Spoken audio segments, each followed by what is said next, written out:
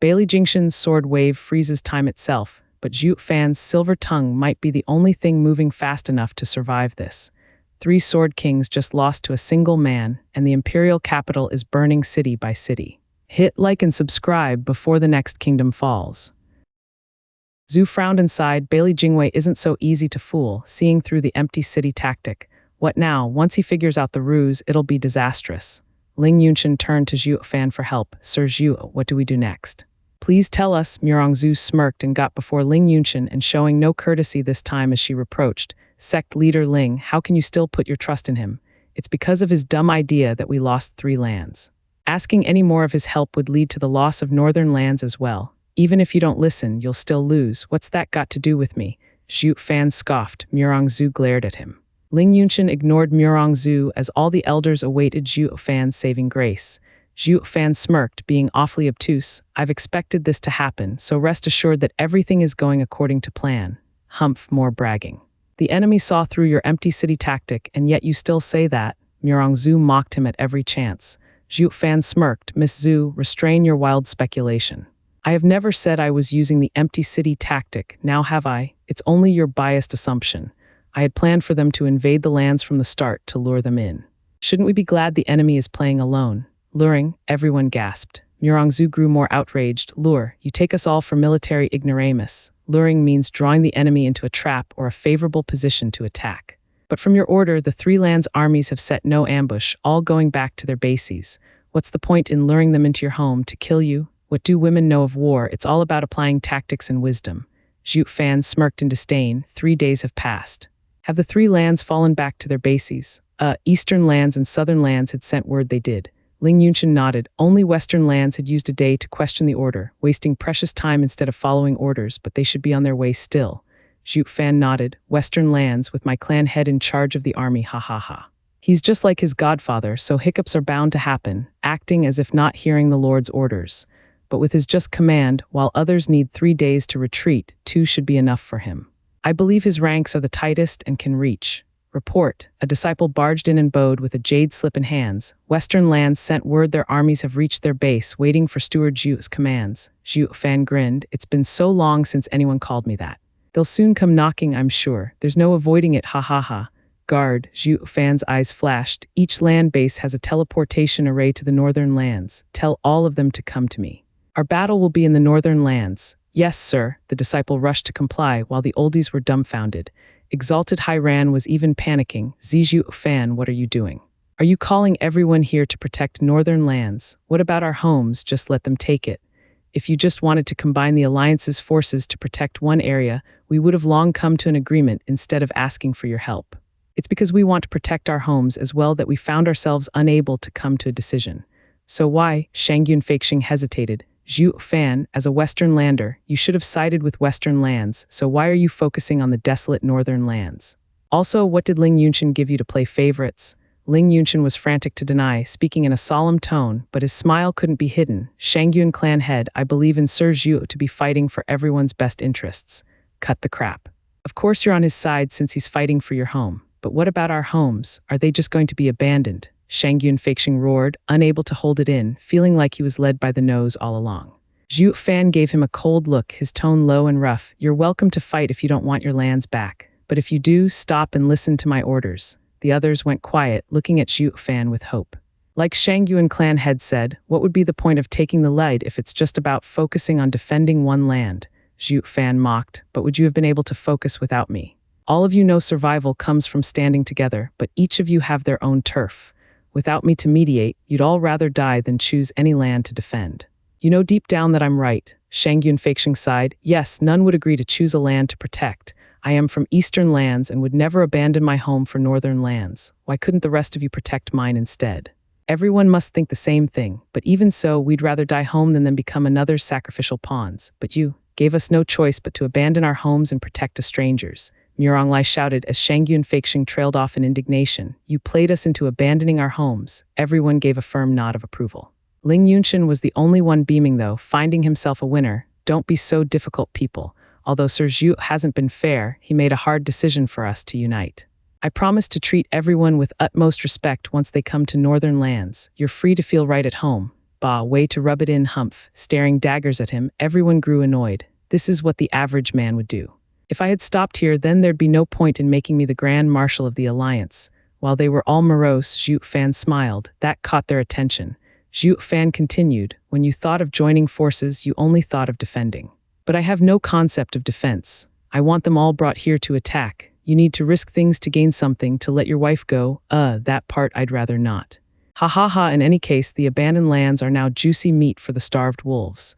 But soon, very soon, I'll make Bailey Jingwei regret even catching a whiff of that meat, forcing him to spit them back out. Worry not, every land will be back in your hands in time, that I promise. They all were filled with hope, truly. While doubts existed, they had no choice but to play along since they were in the same boat. With the lands lost, they could only follow through Zhuo Fan's plan to the end to get them back. Only Murongzu, as usual, refused to believe any word that came out of that devil's mouth. She only felt he was deluding them for something or somewhat. Rotten punk, I'm not letting you out of my sight. I'll figure out your game. With the lands lost, that leaves northern lands the only defense. I won't let you cause destruction here as well. In the double dragon manner, Luo Yunhai pointed at the tactical map with a frown. Zither Sword King is marching unhinged, right on our tail. There's nothing stopping them. And without the defenses at the border, we thought we'd last barely a month, but now I see even a week is an exaggeration. The land is doomed. Steward Zhuo's empty city tactic was seen through. Zhuge Chengfeng sighed in worry. Even the three great minds thought Zhuo Fan used deception in his order. Now they sighed in sorrow at the loss of western lands for the tactic failing. The tent flap was pushed back and Chuoba Taishan came in distress. There's another order. All forces of the three lands are to use the teleportation array to go to northern lands. The final battle will be waged there. Everyone gasped, going to northern lands not to flee but to fight. Was this Steward Zhuo's plan all along? It isn't a deviation to get everyone to the northern lands. They all were perplexed at the order. What is Steward Zhuo even after? Chuoba Taishan sighed. Zhuo Fan is unreadable. I just can't see through him. Zhuo Eastern Lands forces arrived and await your instruction. Southern Lands forces are here, awaiting instructions. Western Lands men have gathered at the Northern Lands border, awaiting instructions. Reports came into the main hall one after the other, with the others now waiting to see what he would do next. Taking a deep breath, Zhuo Fan held his teacup and sipped from it before putting it down with utter nonchalance. Then his eyes shone as he directed in a demanding tone. The first order was to have the three forces return to their bases in 3 days. The second order, to teleport to northern lands in 3 days as well. That makes it 6 days, right? Yes, to transfer so many people also took a lot of sacred stones. Shangyu and Feixing sighed. Zhuo Fan rolled his eyes. War is always costly, yet you mind such trifles. I'm not, I only want to know if it's worth it. I'll make you feel it is. Zhuo Fan rolled his sleeve and smirked. With the 2 orders completed, here is my final and most crucial command. The outcome of the Four Lands war against the central area will all rest on this. They all shuddered, tense and paying close attention, everything hanging on a single order. What kind of divine trick will he use? Even the antagonistic Murongzu had to sharpen her ears, very much curious to know. My third order. Zhuo Fan watched them gulp in anticipation and he emphasized every word. All forces are to surround Invincible Sword and strangle him. What? SSS, they all shook and gasped, looking at Zhuo Fan with dumb looks. It was beyond anything they expected from him. Using all the people of the Four Lands in exchange for the strongest Bailey Yushin? This is insanity. Shangyun Feixing was in disbelief. Zhuo Fan, aren't you mistaken? You want us to kill Bailey Yushin together? He's strong enough to mow us down by the hundreds of thousands. We'll be wiped out in minutes. For that reason, I needed all other lands to join in killing him. Zhuo Fan's eyes shone. He is very strong, but only a man with Yuan Qi. With so many of us, by coming at him one at a time, each casualty we suffer will surely drain him that much more until his head will roll. The instant it does, the battle is ours. Everyone's faces twitched, Zhuo Fan's plan horrifying them to the core. Using millions of lives to wear down Invincible Sword was not something that ever crossed their minds. Zhuo Fan's sudden order had them hesitating, even afraid. They could already see the mountains of corpses and the rivers of blood, the foul scent of iron in the air, and the muddy ground with limbs sticking out. Murongzu was outraged at the genocide and rebelled. You fiend, how can you think of something so vile? Throwing innocents against that blade will end in countless casualties. You're a stone-cold demon. This is war. Have you ever seen one without casualties? But the adversary should at least be at their level. Invincible Sword and all those cultivators are way too far apart. You're asking them to die to become cannon fodder. This doesn't make sense.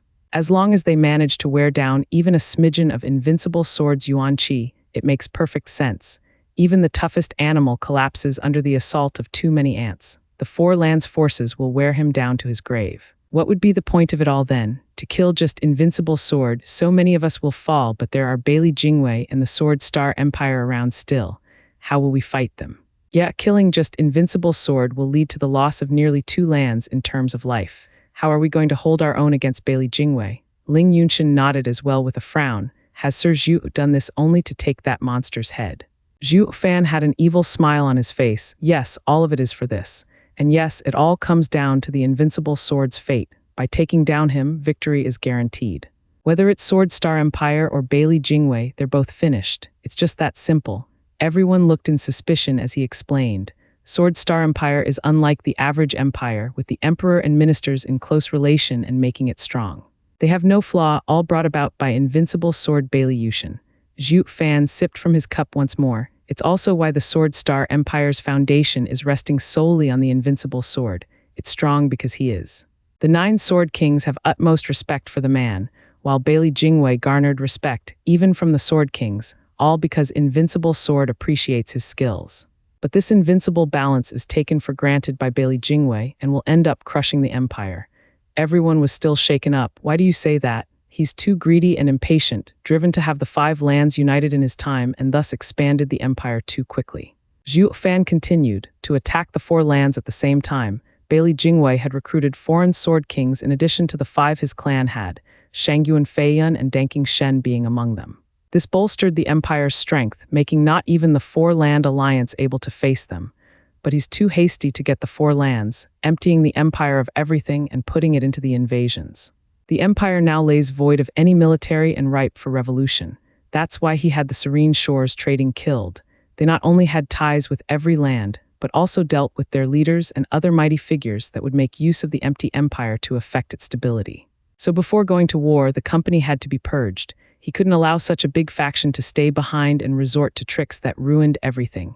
Thus, Miss Murong, what you've been droning on about that I killed so many Central Area's innocents is in fact unrelated to me. Bailey Jingwei used it as an excuse to snuff them before setting out, just that it came a bit earlier.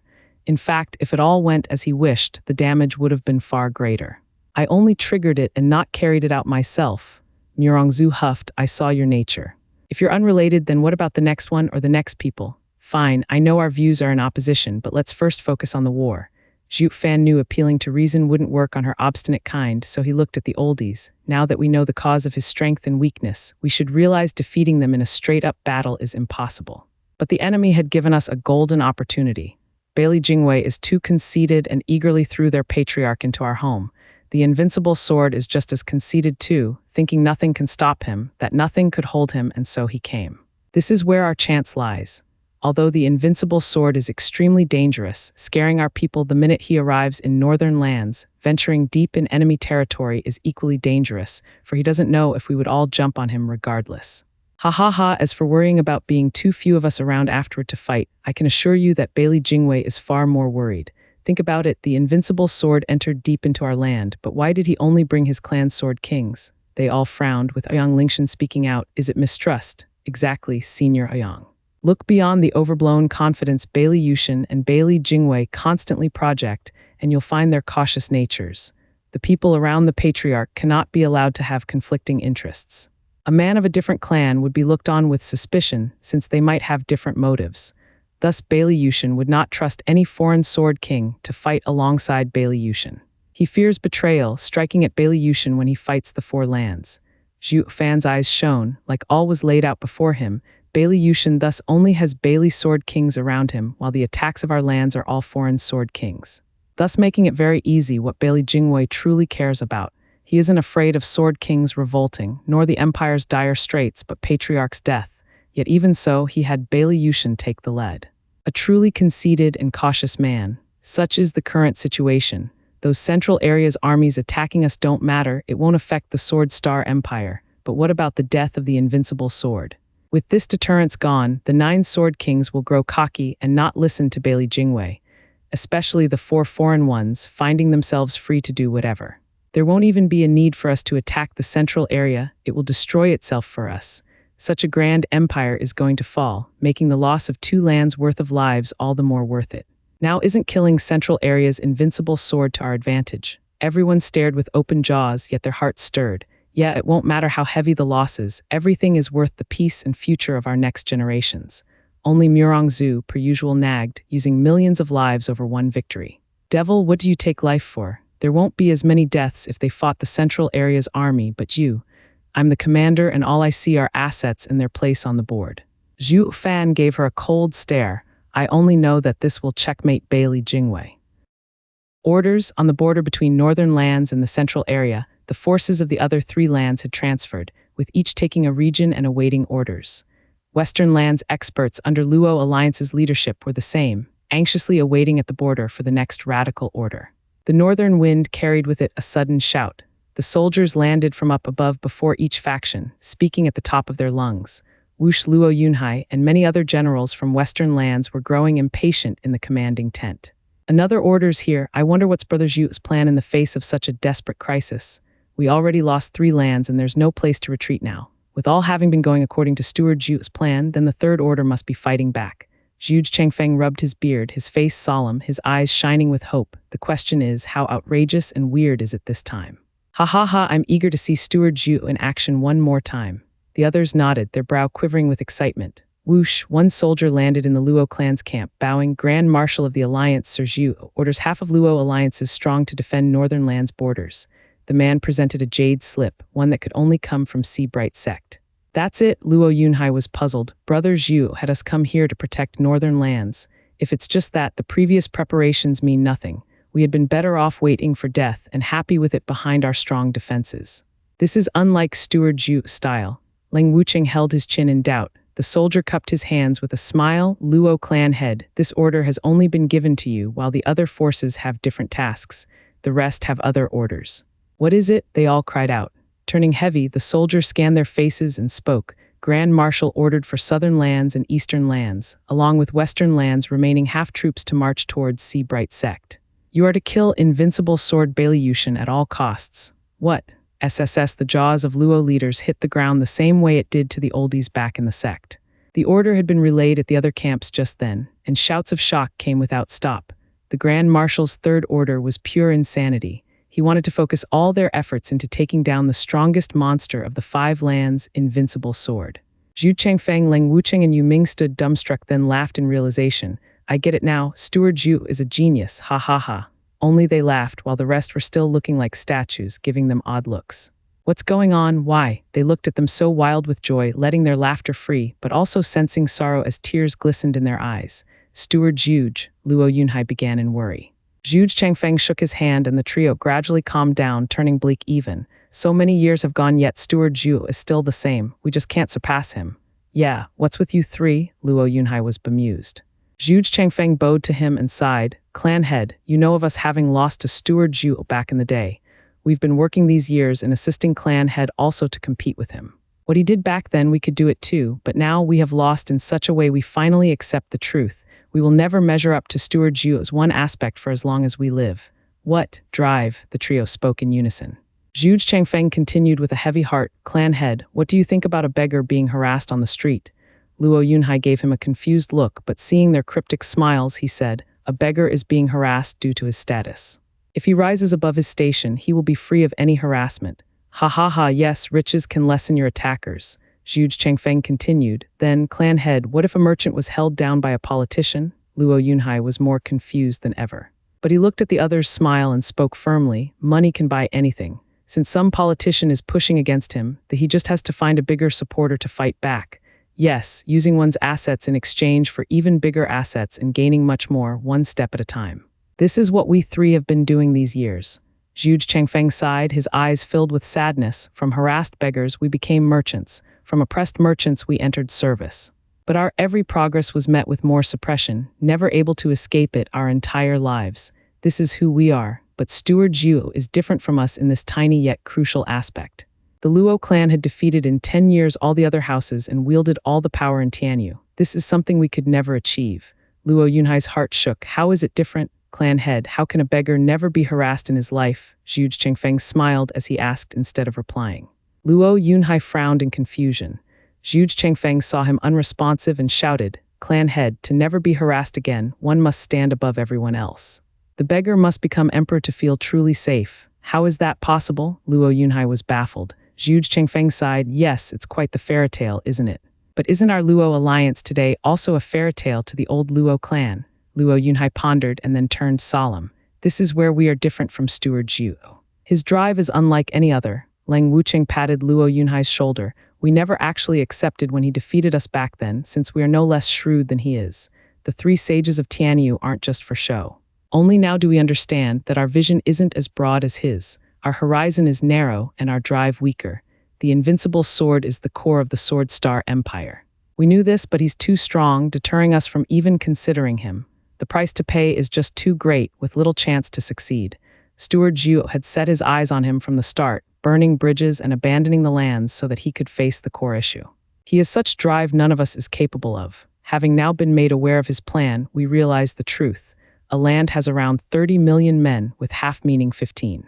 Against such a force, Bailey Jingwei had no chance of providing timely assistance, no matter how desperate, while the 2 lands and a half of soldiers will make close to 100 million. Invincible sword is tough, so much so he can handle a land by himself, but what can even he do against the likes of such a combined attack, using all those countless lives against just one? Who would have the nerve to do this? Not even we considered this course before hearing the order. This is also why the Sword Star Empire will eventually collapse. Steward Zhu's order is a masterstroke of the ages. I bet that not even Bailey Jingwei would dream that Steward Zhu would take this action. Luo Yunhai's brow shook, then he looked at the starry sky with a smile. "Yes, you stewards are right. I can still remember the day the clan was made of 4 people, staying in the Veiled Dragon Pavilion, and Brother Zhu coming out to proclaim that the Luo clan will stand at the top. None of us believed him, but now, ha ha ha, Brother Zhu is a man who only saw the very peak. There's nothing he wouldn't dare or do. That is my Brother Zhu. Luo clan's first steward is our patron saint." The trio nodded in agreement. Brother Zhu had us stop to protect us. Lang Wucheng bowed. "It's way easier to fight Bailey Jingwei and Dragon-Cleaving Sword King's army than going to war with a madman like the Invincible Sword. Yes, you guys sure got the easiest job this time." The soldier spoke with reverie. "It's good to have someone left behind in court. Others, I bet, must be sinking in despair from being stuck with hunting Invincible Sword." Right on cue, howls of grief tore at the sky and endless tears soaked the earth. "What's going on? Why the sudden commotion in the enemy camp?" The 3 land forces wailed and grieved like their own funeral hearing. They were sent to die fighting that monster Invincible Sword. The thick air of despair and anguish leaked all the way to the Central Area's army camp.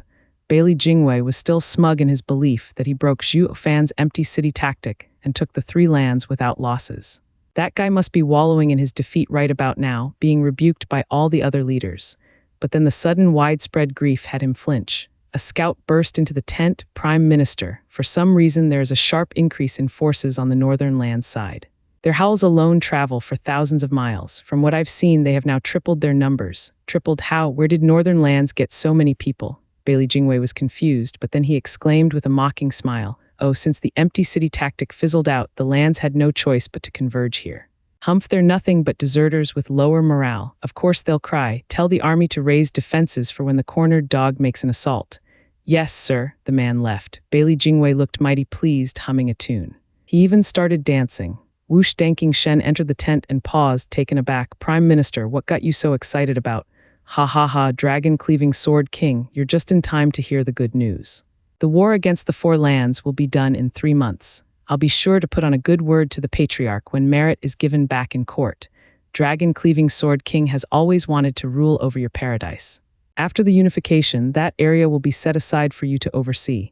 "Oh, I am most thankful, Prime Minister, ha ha ha." Danking Shen nodded, but his heart sank. He made sure to hide his worries, though behind his smile, "Prime Minister, weren't you saying it's going to take a year? Why so soon all of a sudden?" Bailey Jingwei leaned back with immense pride. "We have to thank my old opponent for that, Zhu Fan's empty city tactic, ha ha ha. His tactic got exposed and ended up delivering the 3 lands to us.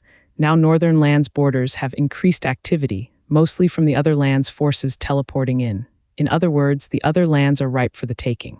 We will crush their teleportation arrays in a week, and the lands are as good as ours. Then, in half a month, the 3 armies will be called here and defeat northern lands together. That will give him no room to escape. But with 4 lands united, the northern lands border will be even stronger. It won't be easy taking it down. Danking Shen sat at the table and sipped from his teacup, not looking pleased at all. Knowing his thoughts, Bailey Jingwei smirked. Dragon-cleaving Sword King, have you forgot how Patriarch's team is out there and are waiting for the right time to strike? With both of us working together, northern lands will be weakened and wide open for attack. Now must be the 9th day. Patriarch will act on the 10th. With attacks coming from within and outside, we'll just see how long they'll last. Humph. Danking Shen's brow shook at Bailey Jingwei's celebrating tone. He lowered his head and just sipped tea in his own thoughts. Bailey Jingwei glanced over with a scoff. The worst sinner in the lands, hated by millions, Zhuo Fan Gu Yifan. I will be sure to raise his monument in every land to be remembered by he, though I've yet to settle on the right name. Report. The sudden shout broke his bliss as the soldier rushed to bow and stammer. A jade slip arrived from the enemy's side. Please take a look, Prime Minister. Bailey Jingwei gave it a look and chuckled. He doesn't even care if he's found out, sending jade slips all the time. But with the situation crystal clear, it won't matter even if they're discovered. Prime Minister, the soldier grimaced. The jade slip is a secret message and under a seal, we can't open it. Bailey Jingwei shook and froze in a frown. He sent a secret message to me. Is it that crucial? The situation is obvious. The Seabright sex barrier is broken, so what could be so important?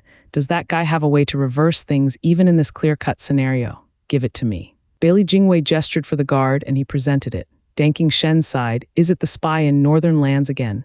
Yes, Patriarch would have a hard time breaking the Seabright sect, so I took precautions.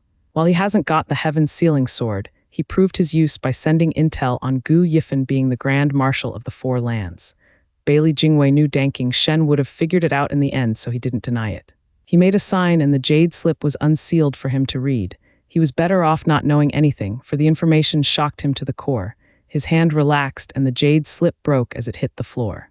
Danking Shen paused, seeing the great Prime Minister Bailey lose his cool. Prime Minister, are you all right? Zhuo Fan, you're brutal. Bailey Jingwei took a good while to come to, but now his face was twisted, his nails digging into his palms till he bled.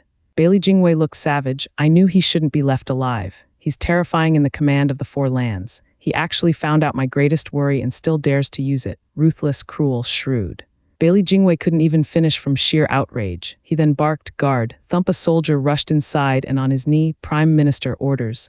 Attack right now. Bailey Jingwei shrieked, tell all men to attack the northern lands border and punch through them. Ah, don't give me that.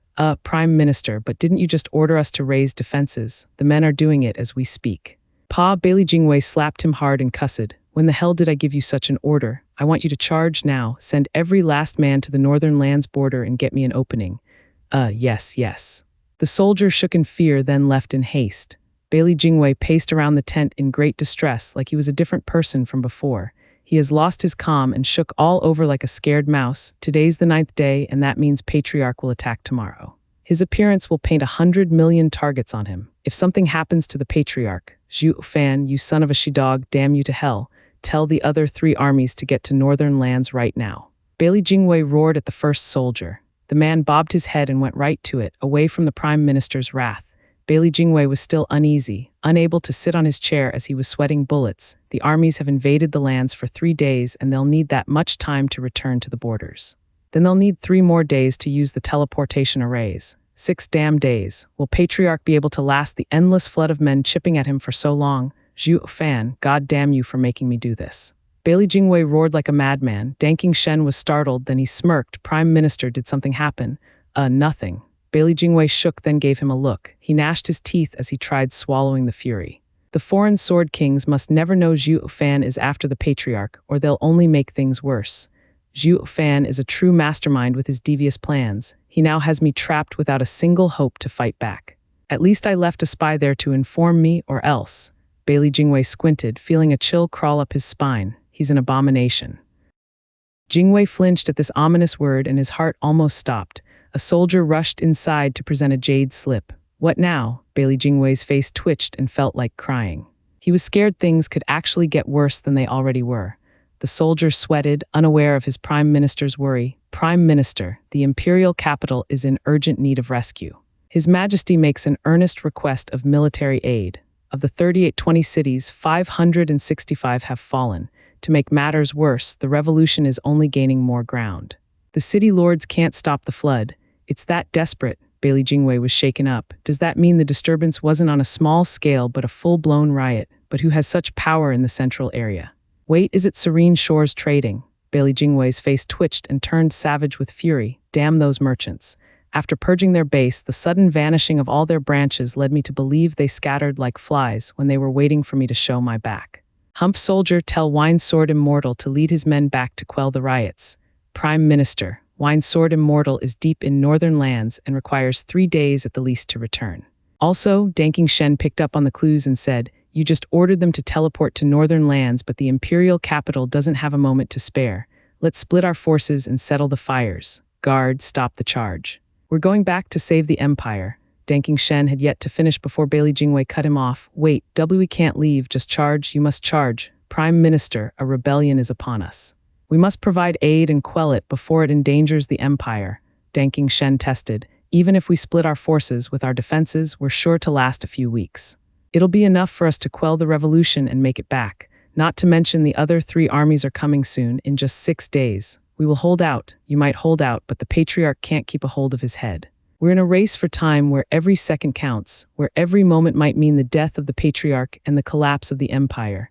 All that matters is for patriarch to survive, to keep hope alive. Everything can be regained even if lost in this moment. The empire may go in flames for all I care, but the patriarch must still stand. Zhuo Fan, you rotten son of a bee. Bailey Jingwei crunched his teeth, shaking all over. Was all of it part of his plan? All of it is to stall me. That was no empty city tactic, but bait to lure the 3 armies away from the teleportation arrays and not provide timely rescue, earning him 6 days of peace. Then there's the Empire's insurrection, besieging me on all fronts. In 6 days, I can pacify the Empire but not save Patriarch, which would still lead to its fall. And if I choose to save Patriarch, I won't break their lines in a mere 6 days, all while the fires rage in the imperial capital. Or maybe the revolution will cut off our reinforcements, hindering us further to delay the rescue. Either way, the game is lost before it starts. He crushed me. Bailey Jingwei went limp, falling in his chair with dead eyes. Prime Minister, what's wrong? Danking Shen held him. Bailey Jingwei looked bleak and in despair. He played me from the very beginning. The board is out of my control. I never dreamed my greatest advantage had become my downfall at that guy's devious planning. Zhuo Fan. Bailey Jingwei wailed, filled with denial and regret. Achoo, Zhuo Fan sniffed in Bright Sec's main hall and then shivered. Ling Yunshan smiled. Sir Zhuo, did you catch a cold perhaps? Since when does a cultivator catch a cold? Zhuo Fan rolled his eyes. My ears are burning. That Bailey Jingwei punk must be cursing me, humph. The others chuckled with Murong Lai praising. Only Sir Zhuo could call a genius like Bailey Jingwei a punk. Sir Zhuo's plan is ingenious and praiseworthy.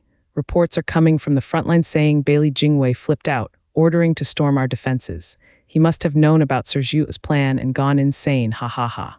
He's reacting already. Zhuo Fan paused, then nodded with a smile. I see. What? I see there's a spy among you. Zhuo Fan gave them a deep look. They all cried out, how can Sir say that? Bailey Jingwei fell for my first 2 tricks and still followed my expectation until my 3rd one. But how did he find out about it so fast? And I also made sure to light the empire on fire. He should split his men to save it. Even if he guessed my intentions, still having doubts, he'd never ignore the empire in peril. Zhuo Fan's eyes flashed as he looked over the oldies. The answer couldn't be simpler. He didn't guess my plan, but was certain of it. How? Only if someone told him. That's why he flipped out and started a mad charge. The men gasped, we have a traitor. Who? Everyone looked at each other in suspicion. Zhuo Fan smiled and waved without worry. Not that it matters. Covert operations are about mind games, about laying traps and running the minute it's exposed, unlike an overt plan. It won't affect the plan if others realize it. I had his 3 armies stalled in the 3 lands, losing precious time to come back. He is also stuck even with charging the northern lands, not having the manpower to break through the lines anytime soon. It is this time that will earn us victory. Sir Zhuo, did you foresee a traitor among us? Ling Yunshan asked Zhuo Fan. Zhuo Fan nodded. Bright Sec's barrier is strong, something I'm sure Bailey Jingwei knew beforehand since he planned to attack it at some point. Spies are a must in wars, which is why I foresaw a spy among us. That's why I didn't tell you, nor explain my orders in detail. Now it won't make a difference because the enemy is stuck in my trap, ha ha ha. Sir Zhuo is godlike. Everyone looked in awe at Zhuo Fan, in awe of his skills. Only Murong Zhu looked askance with a cold face. Though she might abhor Zhuo Fan, she had to give the man credit for his methods. He is the vilest devil, a demon archon with unlimited appetite for destruction and blood. Once the war is over, he must be removed for good. What man would throw away 100 million lives for victory? Zhuo Fan noticed it was getting dark and grinned. Friends, the time limit to deal with invincible sword is 6 days. Any later and Bailey Jingwei would have all the army assembled and anything can happen. We have to kill invincible sword within this period. The men grew solemn and nodded. Shang Yunfeixing smiled, holding out his dear sword. Zhuo Fan, you haven't unsealed it last time since you were in jail and used it as leverage. Now you are our grand marshal, one of us. I still want to fight invincible sword and can't do it without soaring sword. Of course. Zhuo Fan's right eye flashed in 2 golden halos at the scarlet sword, Divine Eye of the Void's second stage, Void Annihilation. Bam, the sword shuddered, then shone a bright red as it flew around, having regained its freedom. The people stared agape. That's it, the soaring sword is unsealed just like that. Doesn't that make us all fools for toiling over it for a year? They all looked at Zhuo Fan with shock and awe. Zhuo Fan is a miracle worker and not just a mastermind. Shang Yunfeixing beamed as he looked at the divine sword. He made a sign and the sword fell in his grip. Thank you so much for this immense help. It's fine, ha ha ha. Zhuo Fan had no shame in his casual attitude. But then Shang Yunfeixing turned heavy. The hell would I do thanking you? That was your duty to begin with. This was part of our first deal. Zhuo Fan grinned. Ling Yunshan smiled, stepping between the two and saying, Shang Yun clan head, you're wrong there. He only said about giving you the sword and not in what condition. Now Sir Zhu unsealed it, so how can you say that? Yeah, you, fine, now your soaring sword is back to you, so go on. Ling Yunshan urged him to the side before beaming at Zhuo Fan. Sir Zhu, the soaring sword is settled, now it's about ha ha ha. Ha ha ha, when will your guard be returning with it? Oh, her, you'll meet her when you see Bailey Yushin. What? They gasped. Zhuo Fan had an evil grin. Hasn't she already told you who she is? Since she's Frigid Rain's Sword King, then she'll take Heaven's Sealing Sword to Bailey Yushin. Since you'll be meeting that old man soon, you can ask him for it. What? Their hearts sank at Zhuo Fan's devastating news. Is Sir Zhu working with Bailey Yushin? Everyone looked at Zhuo Fan as if he grew a second head. Murongzu was the one most affected, but then she lashed out, see that? I knew he's not dependable, yet you all insisted on trusting him. He used the Heaven's Sealing Sword to bait you all this time, only to tell us now that the Divine Sword is with Invincible Sword. He was playing us all along. Zhuo Fan smirked. The men frowned and hesitated, with Ling Yunshan gathering the courage only to be supplicant. Sir Zhuo, you promised us that you'll return the Heaven's Sealing Sword, so why? Yes, I did, and I am. Go see Invincible Sword and ask him to give it back. Ling Yunshan was on the verge of tears. Isn't that twisting words, Sir Zhuo? The old monster came from it specifically, and now that he has it, you think he'll be a fool to just give it back. Hess, you're not that far off the mark there, hee. Zhuo Fan cocked an eyebrow, complimenting his evil smile. The others were bemused. Zhuo Fan gestured for Ling Yunshan to come on over to lend his ear. Didn't you just say he came for Heaven's Sealing Sword? When you see him, tell him that it was not him who took it. Zhuo Fan acted like he shared his deepest secrets, showing a confident smile. Ling Yunshan frowned in doubt. That's it. You don't believe me. Has my plan ever failed? Zhuo Fan gave an insidious smile, acting like he was counting his greatest hits. When Bailey Yu couldn't steal your sword and pass the barrier, it was my idea that had her succeed. When Bailey Jingwei attacked all lands, you were all being hysterical in despair, yet it was I who broke the invasions. Now, the hunt for Bailey Yushin, the same thing that is now driving Bailey Jingwei insane, is my idea too, no. Has any of them failed? You still doubt me after all this? Ling Yunshan pondered and relented a nod. Yes, Sir Zhu has shown great success in every aspect, a man of integrity and infallible genius. I'm fortunate you're on our side, or else our end would have come far quicker. Then, when we'll look for Invincible Sword tomorrow, we'll just do as Sir Zhu said. I just hope it'll prove as effective as all plans. Of course it will work, now go. With the Heaven's Sealing Sword back, your 3 swords will make light work of him. Zhuo Fan shooed him away, shouting at the rest, the plan can't be clearer now, so just go grasp victory. If anything happens, I'll be sure to amend the plan from the back. The others nodded and bowed before leaving. Then we shall take our leave. We are grateful for Sirs overseeing the battlefield. Zhuo Fan found himself in the spacious hall with his dear Chu King Cheng Kaiorand. Murongzu, what are you still doing here? Zhuo Fan gave her an odd look. For now all is quiet. With them going away, shouldn't you do the same? I'm watching you. Watching? Yes. Murongzu stared with an icy gaze. You're one sick man, backstabbing and traitorous. One moment you're with Invincible Sword, the next you're giving advice to us. Nothing about you is trustworthy. I'm never going to leave you out of my sight, stopping you from doing something that will plunge the world into hell. Murongzu sat in a chair, unmoving. But her eyes bore into Zhuo Fan every second, making her presence most off-putting. Don't you try anything, I got my eye on you. Man, she's a pain. Zhuo Fan smirked and walked to Chu King Cheng's side. Miss Murong is welcome to stay, I won't tell you to go. But me and my wife have been so long apart that, with these days detained over some trifles, that only makes me anticipate our time together. So us two might be doing something inappropriate for public display. Miss Murong is, of course, welcome to stay and gain much knowledge on the subject. I sure don't mind. Maybe Miss will also like some hands-on teaching, ha ha ha. Why you? Murong Zhu blushed hard and grew irate. Her purty eyes stared daggers at him, unable to come up with any retort. She ended up flicking her hand and leaving, humph, all men are rotten to the core. Be careful not to include your brother as well. But seriously now, you don't want to gain early practice. It's all gonna pay up later. Drop dead. Zhuo Fan knew no shame, his voice traveling outside the hall and making her yell even harder. Zhuo Fan chuckled, then he turned to the dull-eyed Chu Qingcheng with grief. Kaior, call Wu Qinkyu, Shui Ruohua and the others. Don't let anyone know. Yes, father, Kaior replied seriously and left. Just a stone's throw away from the main hall, Murong Zhu still hadn't given up on watching him. She then noticed Kaior leaving and her heart sank, actually believing Zhuo Fan's words, pervert, your wife is like that and you want. Humph, shameless bastard, Murong Zhu huffed and left as well. Inside the main hall, Zhuo Fan and Chu Qingcheng were now alone. Looking at her gentle face and her white hair, heartbroken like he was with Ninger, Zhuo Fan's eyes grew hazy, taking out a comb and started running it through her long, silky locks. Qingcheng, we may be married, but I've never been completely honest with you.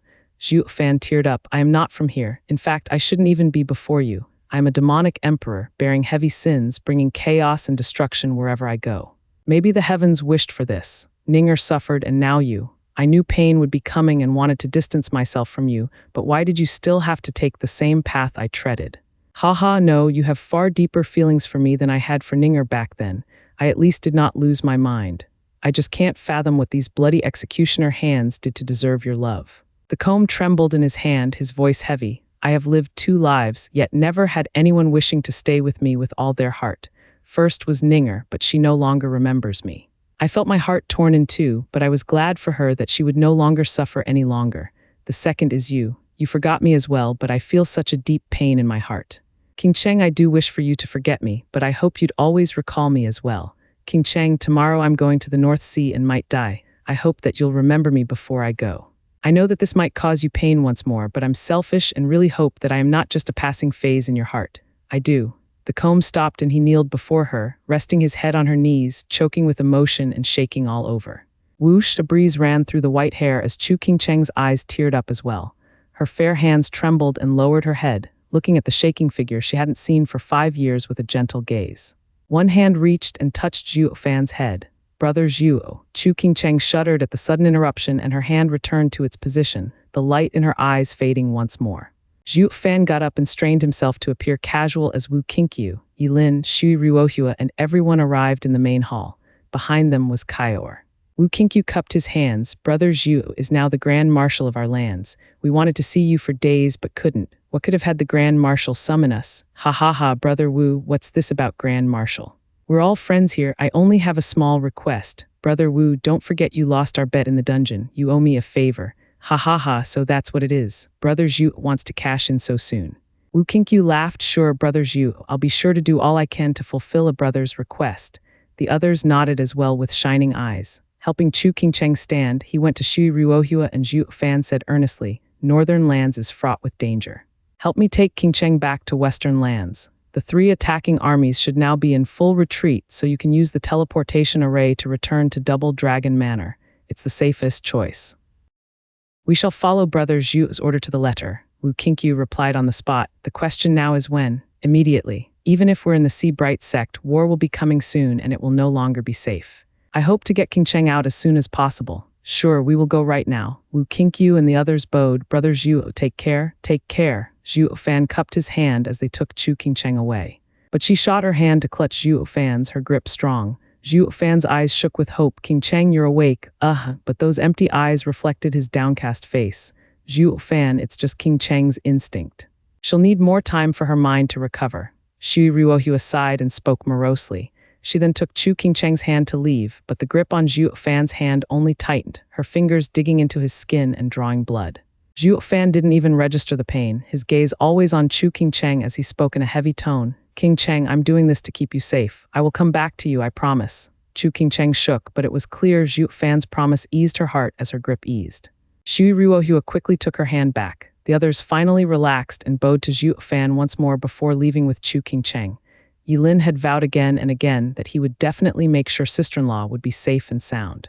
Zhuo Fan smiled, feeling relieved to leave her in their care, having complete trust in them for already looking after Chu Qingcheng for the past 5 years.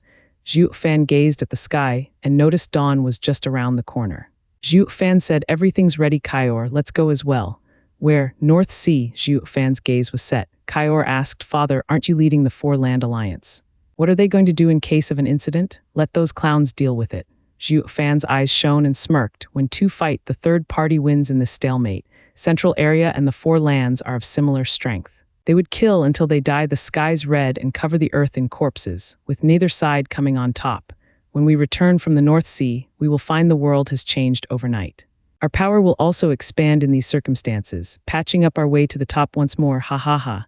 Zhuo Fan flew towards the North Sea shore, with Kaior smiling behind him. In the glorious light of a new day's dawn, the father and daughter began their journey. What of the sea-bright sex barrier, one might ask? Nothing of it, since Zhuo Fan's apocalyptic thunderflame could poke a hole in it. Especially since the heaven-sealing sword was conveniently removed, making the barrier so much weaker. It was simply a joke for a man of his caliber. While they were out hiking, the same joke, it would seem, applied to one other person far better than to Zhuo Fan. Rumble thunder cracked the sky as purple lightning exploded in 1,000 branches. The barrier of sea-bright sect cracked like eggshells, bringing fresh sea air into the sect, or maybe doom. The purple lightning formed thousands of swords waved up above, looming dangerously over the sect. Even Genesis stage experts felt numb under this sea of purple. Their breaths faltered and their immense yuan qi slowed down to a trickle. Mere pressure was enough to bring the sect to its knees, such was the power of the purple curtain. The leaders of the Four Lands came out to see what was all the ruckus to gasp in fear and despair. Invincible sword is here. Invincible sword now. Murongzu glanced at the purple attack hanging above him and gasped, "Is this the effect of Invincible sword's attacks? It's so much more terrifying than my brother's. How is he still human?" Murong gripped the golden burning longsword, but his brow was soaked. "Invincible sword is no human, or he wouldn't be anything great, humph." The others gave a weak nod, with some even faltering back. Such was the might of Invincible sword, dreading his coming before even meeting him. Not even the highest power in other lands could fight the fear. Boom explosions rang everywhere, followed by savage winds and wails of demise throughout the sea-bright sect. Blood sprayed so high it reached the heavens, mixing with the purple lightning and turning the world of mortals into a hellscape. It sapped any bit of courage one might have. The winds then made sure to bring the stench of blood to every corner of the sect, completing the carnage. Sect leader, Invincible sword has come with 5 sword kings and 10 disciples. He broke the barrier and is slaughtering us. Wuxia bloody elder arrived in a panic, howling with grief. "We've already lost tens of thousands of experts. Please save us, sect leader." Ling Yunshin was distressed as well, turning to the others. Lingshin, Murong clan head, exalted double dragons, and everyone else. "We set ourselves on killing the old monster with numbers, and now he came to us himself. We'll do as Sir Zhu planned. We'll go meet him and stall for 2.5 lands worth of men to come from the front lines so we can finish this." "Yes," the other cupped their hands, though hesitation dominated still. Talking was one thing, while putting it into action was another. Ling Yunshin didn't look too confident in this joint slaughter, turning to Murongzu. "Miss Murong, sect leader Ling, I'll do everything in my power, whatever it may be. Then go look for Sir Zhu and ask him what to do now that the Invincible sword is here." "Go ask him." Murongzu's face fell. Murong glared at her and snapped, "Zuer, there's no time to argue. We need Sir Zhu's cunning tactics. We'd go ourselves, but we need to go join the fight. Stop being a child and do this for the sake of everyone else." Murongzu huffed and grumbled, but she knew her priorities and flew for the main hall. As for the leaders, they shot in frantic haste at the devastation with a grave expression. Wush Murong Ayang Lingshan and the rest soon met with 16 people walking without a care. In front were the 5 sword kings, looking icy as they dolled out death, uncaring and unfeeling. Be it a building, barrier, or some venerable coming to stop them, they all replied the same way, flicking their hand and sending thunderous explosions that tore everything to pieces. All while their casual trek through the enemy base went undisturbed, like they were a bulldozer. Behind them was a tall elderly, imposing and confident, looking down on the world with none wanting to get near him. He acted like he was on top of the world. The only option was join him or perish. Even the mighty sword kings were giving him ample respect and did his bidding. It was none other than the best of the best, the Invincible sword. Behind him further were 10 juniors, who came out on a sightseeing trip to see the world, keeping their heads low behind the old man and doing nothing else. Not like they needed to, since the path was being cleared with terrifying efficiency. Gulp, Muronglai swallowed hard as he and the rest felt their spine tingle. Everyone, there's only 16 of them, with 10 being kids. But why then do I feel like the whole central area is bearing down on me, like an endless army coming for my life? Isn't the invincible sword a one-man army? We wanted to keep this moment for later, but he came knocking on our door. No matter how feeble we feel, we have to do this regardless. Ling Yunshin glanced at Ayang Lingshan, straining to speak. Go Lingshan, do as Sir Zhu said and get the heaven-sealing sword back. Why don't you go die instead? Ayang Lingshan's mouth twitched, his heart sinking, but still shot for the invincible sword. Muronglai, like a good friend, held the decimating sword as he followed. Brother Ayang, I'll join you. The others followed in silence. Whoosh! The highest powers of the four lands gathered before the invincible sword, blocking his path. The Sword Kings halted their destructive stroll as well, yet gave these oldies supercilious looks. You have some nerve trying to fight patriarch insignificant bugs. Muronglai knew too well how strong the invincible sword was. What came as a true shock, however, was finding out what invincible sword was holding, their fear mounting because of it. He was not holding the sundering sword. He was so strong without even the help of a divine sword, so how much of a monster would he be then if he wielded one? It's been ages since I saw this old coot, and I see he's gotten stronger still. Is there no end to his growth? Muronglai and the others felt like crying. They say he has the power of a land, but now I fear he's almost as strong as two. Would it still be possible to gang up on him with 2.5 lands of soldiers? Will it kill him? The hopes of everyone reached rock bottom. Invincible sword looked smug as always at the top of the world. I've been in northern lands for many days now and should have at least paid your sect a visit. Alas, that child Jingwei had me wait for a bit longer and prepare you a nice surprise. That's why I waited even though you all lost your heaven-sealing sword, only showing up now. I haven't scared you, have I? Ha ha ha, Bailey Yushin laughed, shaking the skies. The Sword Kings looked smug at their dreaded looks. The leaders clenched their fists and just sweated. Thank you, invincible sword. Ling Yunshin bowed with a forced smile. Your name shocks the world. There's no living being who hasn't heard of your might. My sect is filled with boundless honor with your visit. If it were just to say hello, there was no need to fight your way in. We would have gladly welcomed you. Why must you steal our divine sword and barge in, lowering yourself to such petty actions? I'm afraid it will make others mock the mighty invincible sword, staining your name, ha ha ha. Invincible sword's eyes flashed with anger. Bali Yuyu stepped forward with a glare. Ling Yunshin, you dare insult my patriarch. I'll put you in your place here and now. Bali Yuyu exploded with power and was ready to strike. Ayang Lingshan rushed to protect Ling Yunshin. But Ling Yunshin didn't care. Miss must be Frigid Rain Sword King of the 9 Sword Kings, right? Ha ha ha, nice to meet you. Wasn't your act of stealing our sword 10 days ago under the invincible sword's orders? While I have nothing to say if Miss denies it, you are still under the invincible sword. Anyone could guess that your actions were sanctioned by the invincible sword into playing thief. You. Bali Yuyu flared, but the invincible sword cut her off. Yuyu, get back. Bali Yuyu gnashed her teeth, her stare boring into Ling Yunshin. Alas, she had to give and fall back. Ling Yunshin turned to the invincible sword with a bow. Sir runs quite the tight ship. I take my hat off to you, having them cater to your every whim, ha ha ha. Sect leader Ling, and what's that supposed to mean, that I'm a thief? Bailey Yushin squinted. Ling Yunshin spoke, you're not. Then isn't the heaven-sealing sword on you right now? While it is, a divine sword always finds its way in the hands of the able while slipping from those unworthy. If you can't keep it, you lose it, just like your precious sect, the invincible sword chided. Ling Yunshin nodded. True, the weak can't hold a divine sword, bound to lose it at some point, and it's only their fault. Although this and that are different, we're all practitioners here, and my sect is willing to accept the loss of the divine sword in open combat with Sir, yet you use tricks to get it from our sect. Ha ha ha, it can either be that your cunning mind is sublime, or that we're just too naive to fall for it. Be that as it may, Sir's name will take a plunge either way. The ignorant might even say you feared us holding the heaven-sealing sword, resorting to trickery then open combat. Is that all the mighty invincible sword amounts to? Guess you're only as strong as our sect to resort to stealing.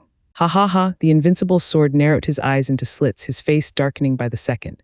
You're saying I can't take your divine sword in open combat? Humph, the invincible sword huffed. Every time I come for a fight you do nothing but cower behind your shell, or the divine sword would have long been in my hands.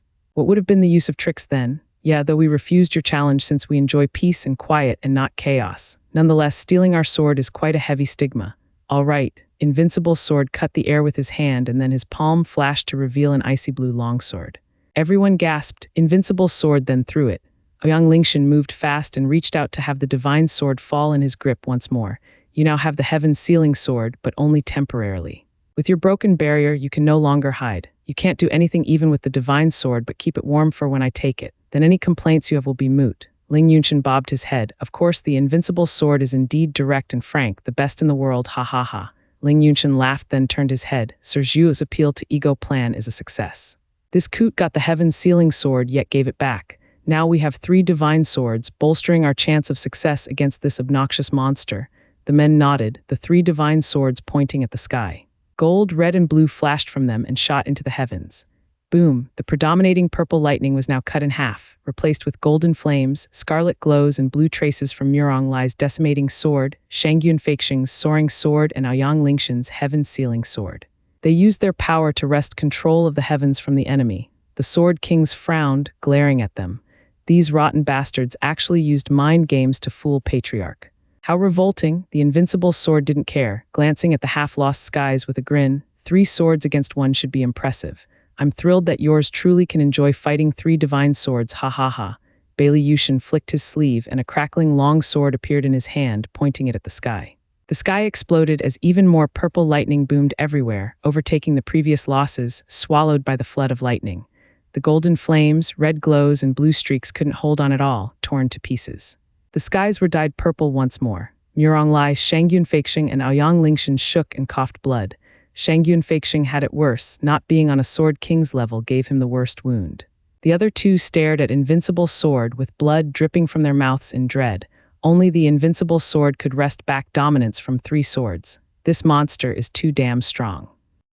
Father, are you certain the sea demon they all talk about is Xiao? Yes, the way it's been told, there's no way it's just a simple spiritual beast. It must be a sacred beast, but the North Sea is so big. Where do we even start? In the open waters, 1 man and 1 child flew about, looking all over the place for something other than water and more water. Kaior had to express her doubts about this ineffective solution. Zhuo Fan's eyes shone. Someone once told me that the world has 3 forbidden areas where any mortal will die: Lightning Canyon, Fire Pit, and Ice Mountain. They appear on and off across the world with no fixed location. These areas are prisons for the sacred beasts.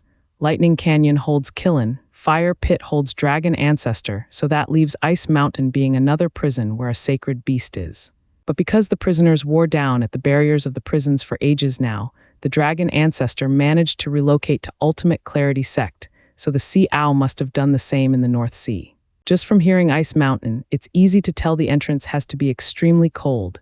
With my sharp senses, we're going to find it for sure. Kaior nodded as she flew by his side while looking for anything out of place. Zhuo Fan honed in on his senses, probing for anything truly cold, far colder than the icy waters of the sea below him. Rumble, a loud thunderclap exploded behind him. Zhuo Fan paused and looked back with a gasp. The sky behind them was now a sea of purple, tearing at the sky and bringing doom to those below. It was the Sea Bright Sect, the same place they were at just a while ago. Purple lightning, how come the invincible sword came out so soon? Zhuo Fan's brow shook, then he flew back at once. Kaior was startled. Where are you going, father? I need to see if your mother left safely. If she's stuck there, Zhuo Fan's eyes shone coldly, we'll have no choice but to face the invincible sword ourselves. Zhuo Fan sped up, his figure gone from here. Father, wait for me, Kaior cried and rushed to catch up. But then she felt a chill all over and looked around bemused. Why is it getting so cold all of a sudden? Rubbing her shoulder to fend off the biting chill, Kaior glanced about but at the calm waters. There was no wind and the sun was still up. She just shook her head with a chuckle. I must be feeling things, but this North Sea sure is cold. Kaior rushed after Zhuo Fan, leaving as well. Mere moments later, the calm sea shifted, thick mist blew in, just like after a heavy rain, and covered everything in a blink of an eye. A cold like no other swept the surface of the sea, freezing it on the spot. The thousands of life forms in its waters were unable to even budge, frozen stiff among the ice. 2 huge light sources suddenly came from deep in the mist, one looking bright while the other dimmed. What's that noise? Are humans fighting? Far from the thick mist were constant booms echoing about, making the rumbling voice inside cackle. That vile race only knows how to look for more reasons to kill itself off.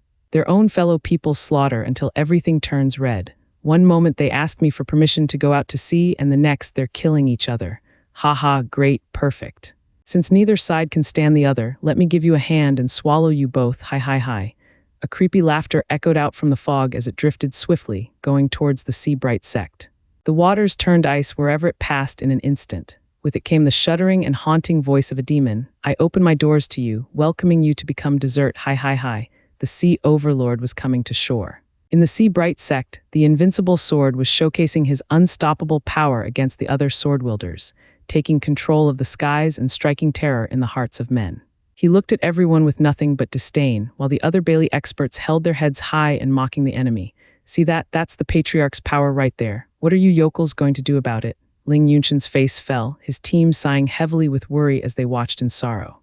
The 10 juniors aside, Bailey Yushin was sufficiently monstrous alone that they together couldn't handle him, let alone the other 5 sword kings by his side. Ling Yunshin's heart sank as he looked around.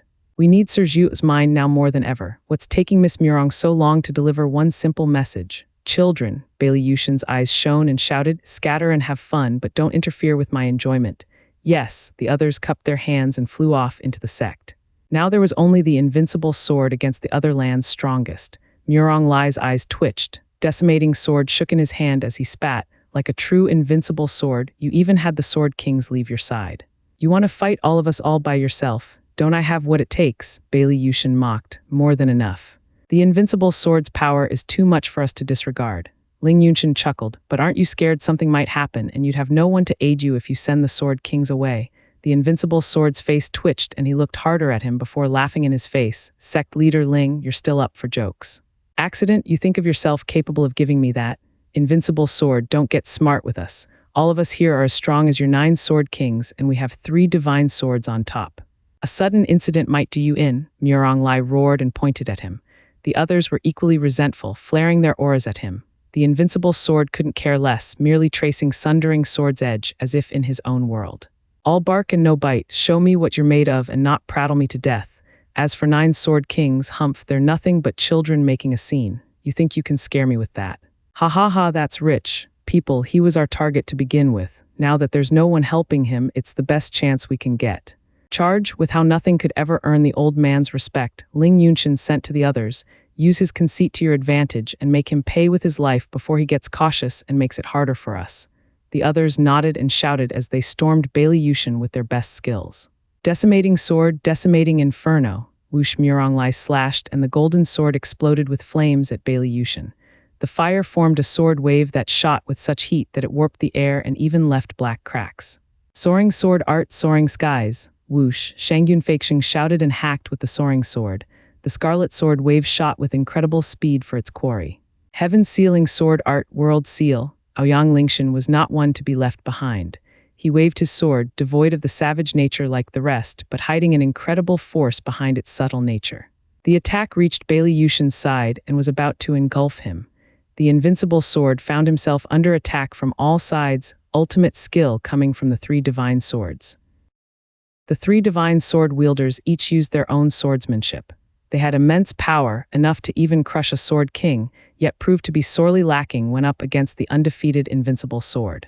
The exalted double dragons took this time to strike as well. With a dragon roar, a sword dragon fell from the heavens above and shot for the invincible sword. Eastern Land's 3 venerables, Northern Land's 4 Snow Peak elders, and Southern Land's sword guardian venerables made their move too. The incredible and flashy display was not only amazing, but also deadly and apocalyptic. All these powers converged on one old man standing there all by himself. As the string of explosions echoed out, it felt like the world would be torn asunder. Alongside their joint attack, there were many other great experts who sent out such force that not even the 9 sword kings together would survive. A land's army was bound to find itself crippled and blown to pieces too. But as the ruckus died down, thunder flared and retook dominance as it spread in every direction, blowing away the dust. The invincible sword was still standing straight, holding the sundering sword as he touched the ground, majestic and undaunted. There was not a speck of dust on him. His eyes were cold and sharp, his grin disparaging. Everyone gasped in disbelief. No way, all our attacks did nothing. The old monster is just outrageously strong. Ling Yunshin's face twitched, his heart shuddering. 3 divine swords and every top expert of the 4 lands couldn't even scratch him. How are we even supposed to kill him? Can more than 2 lands worth of soldiers do nothing to him? Ling Yunshin turned to the others. Bailey Yushin had gone beyond what was humanly possible. Not even the world's strongest joined together could hurt him. Their hearts sank in despair and remorse. Fighting the invincible sword was the greatest mistake. This freak of nature is too damn tough and strong. Clang, a sharp noise pierced their miserable thoughts. They flinched as they saw the purple lightning-streaked divine sword getting off the ground as he moved. The monster is about to attack. They all froze, with sweat trickling down their brow. The invincible sword wore a sneer, his eyes shining as he raised the purple sword high. You attacked first and didn't feel a thing. What an utter disappointment. Letting you have the 3 divine swords is such a waste. Now then, it's my turn. Once I remove your heads from your necks, the divine swords will belong to me and no one will question my methods. Their blood ran cold and flinched back with fear. Whoosh! Bailey Yushin used no skill, just slashed like usual. Though anything average turned extraordinary when it came to the likes of Bailey Yushin, carrying with it an unstoppable force of nature. Rumble, the immense power came for the 4 lands experts while the purple lightning above started striking down, following the sword wave and disintegrating anything in its path. Everyone panicked, with Aoyang Lingshan rushing to use the Heaven's Sealing Sword, Heaven's Sealing Domain, Sky Sword, Unbreakable World, Unbreakable Sword. The Heaven's Sealing Sword shook and unleashed a dim blue glow that surrounded everyone to keep them safe from the incoming attack. The Heaven's Sealing Sword, Bailey Yushin mocked. The Heaven's Sealing Sword art seals everything, but you Aoyang Lingshan are too weak and can't stop the pinnacle of the sundering sword art that I've reached. Boom. The thin blue barrier had no chance against the onslaught, gone upon contact with the thunder sword wave. Aoyang Lingshan coughed blood on the spot and was sent flying. Murong Lai and Shangyun Feixing rushed to use their own swords, faring no better than Aoyang Lingshan even if working together. They coughed blood and were flung away all the same. The 3 sword wielders didn't stand a chance, which meant the others were far worse off. The deadly sword wave carried berserk lightning as it boomed swiftly towards them, through them, and into the horizon. It pulverized anything in its path, laying waste to half of the Sea-Bright sect in that attack alone. As for the land's experts, they didn't get to let a wail out, gone from here and sent thousands of miles away, buried under the rubble, either dead or near it. The invincible sword was just too terrifying. Who biting winds swept the dust away, though the invincible sword resumed leaning on his sword, standing there among the desolation and destruction. He eased a long breath, frowning as he began to walk. If I knew how it would turn out, I wouldn't have sent the brats flying. With all of them all over the place, it's going to be annoying finding the divine swords. What a pain. Bang. The invincible sword flew up and searched along the ruins. The 5 sword kings and the princes heard the loud commotion and jumped. Crown Prince Bailey Jingshan looked back at the huge dust kicked up by the attack and gasped, "Patriarch is amazing. That slash alone must have finished them all off. Brothers, the Patriarch is done with his fight, but he still wants to have one person dead. We will help him by bringing back that guy's head." "Right," the others roared in agreement and sped deeper into the Sea-Bright sect. The Sword Kings got busy as well, with only Bali Yuyu frowning. "Brother Lei, they're going right for him. We find him first and hide him, then we'll talk." Bailey Yulei's eyes flashed. If the Patriarch or anyone else finds him, he's dead. Bali Yuyu's eyes shone with resolve as she shot deeper in the Sea-Bright sect. On the easternmost side of Sea-Bright sect, Wu Qingshu's group were frantic in their rush with the dulled Chu Qingcheng, sometimes looking back at the devastation with a chill down their spines. Brother Zhu has to be either a god or a bad omen. He had us take Qingcheng out of here since it won't be safe, and it's already gotten dangerous. Even the invincible sword came. It won't matter if we die, but we'll fail to fulfill Brother Zhu's request. Senior Brother Wu, the teleportation array is farther away, but they seem to be closing in fast. Xu Ruohua held on to Chu Qingcheng as she heard the shouts coming from behind. Yanmo spoke. "Those are from the elders of the Sea-Bright sect coming out to stop the enemy, who shouldn't be too outrageous like the Sword Kings and Invincible Sword. Of course it's not them." From that huge explosion and rumbling in the distance, that must be where the Invincible Sword must be fighting. "He won't show up here. We will be safe for now." Wu Qingshu smiled and eased their worries. "We'll arrive in 15 minutes and we'll be safe for good, ha ha ha." The others nodded and smiled, even as they sped up. Protecting Qingcheng took priority. A shout then reached them. "Wu Qingshu, where are you guys going?" The group stopped, startled. Did they catch up so soon? But the shouts are still far away. How does he know of Senior Brother Wu's name then? Did he lay an ambush? Wu Qingshu looked puzzled as well. Why does he know my name? It might be an ambush, but for a simple disciple of the Four Lands. Even if it was set up to kill potential dangers, he wasn't exactly at the top either. At the very least, he had 2 ahead of him in Western lands, Zhuo Fan and Yi Lin. Shouldn't he kill them instead? Why does he even know my name? Wu Qingshu's group was stumped as to what was going on. Whoosh, a sudden figure landed before them, speaking in a harsh tone. "Where do you think you're going?" Looking for the toilet." Wu Qingshu stiffened as he made an excuse on the spot. Then he noticed who it was and rolled his eyes. "Yang Chengqing, you almost gave me a heart attack. We thought the enemy caught up to us." Yang Chengqing roared. "It would have been far better if they did. Aren't you here to help Northern lands? Now that we're under attack, suffering heavy losses, what do? You're running away. Humph, turns out Western lands people are nothing but spineless cowards." Who says we're running? Wu Qinkyu pointed at Chu Qingcheng. We were entrusted with the grand martial order to escort Qingcheng back to Western lands. Also, none of us can do anything against the invincible sword. Ouyang Changqing gave Chu Qingcheng's dull gaze a long look. I can relate with sending your beloved somewhere safe. Take her, there's a teleportation array up ahead. But could you tell me something first? Where is the Grand Marshal, Sir Zhuo? As a Grand Marshal, he must be in the main hall overseeing the alliance. The hell he is. I'm just coming from there and there's no sign of him. Ouyang Changqing mocked. That guy is a coward as well, running the moment the invincible sword came killing. Sister Zhu and I have been searching all over, but have found no trace of him. The others were shocked. No way. We just met him before dawn in the main hall. How can he be gone? Who knows, maybe he used the teleportation array first. Ouyang Changqing mocked. So this is the wimpy style of the best disciple in Western lands. Yilin is way better by comparison. Now listen here, elder brother isn't like that. Say one more word and I'll beat you to a pulp. Hess, reality has spoken yet you still cover for him. Besides, since the best disciple in Western lands is gone, won't you inherit the title? What's not to like? When I earn something, I do it with my own 2 hands. I will give my all regardless of victory or defeat. I shall be the best in my own way, and even if only second, I will never use such petty tricks to take the crown. Listening to you talk, O young Master Ouyang, your best disciple in Northern Lands title doesn't seem to carry much weight. What's that supposed to mean? I have earned it in the most righteous. Ouyang Changqing and Yilin kept fighting and devolved into grabbing each other. Wu Qinkyu had to rush in to break them up. But what good would that do against the best seeds of their respective lands? The more the two talked back, the more heated became, on the brink of fighting it out for real. Wush Murongzu suddenly flashed over, looking stumped. What are you all doing? You're squabbling when there's destruction and war going around you. Sister Zhu. Ouyang Changqing eased up at once, afraid of giving the girl of his dreams the wrong impression. Sister Zhu, you must believe me. I am a civilized man who always avoids brawls. They're just too crude and savage to understand reason.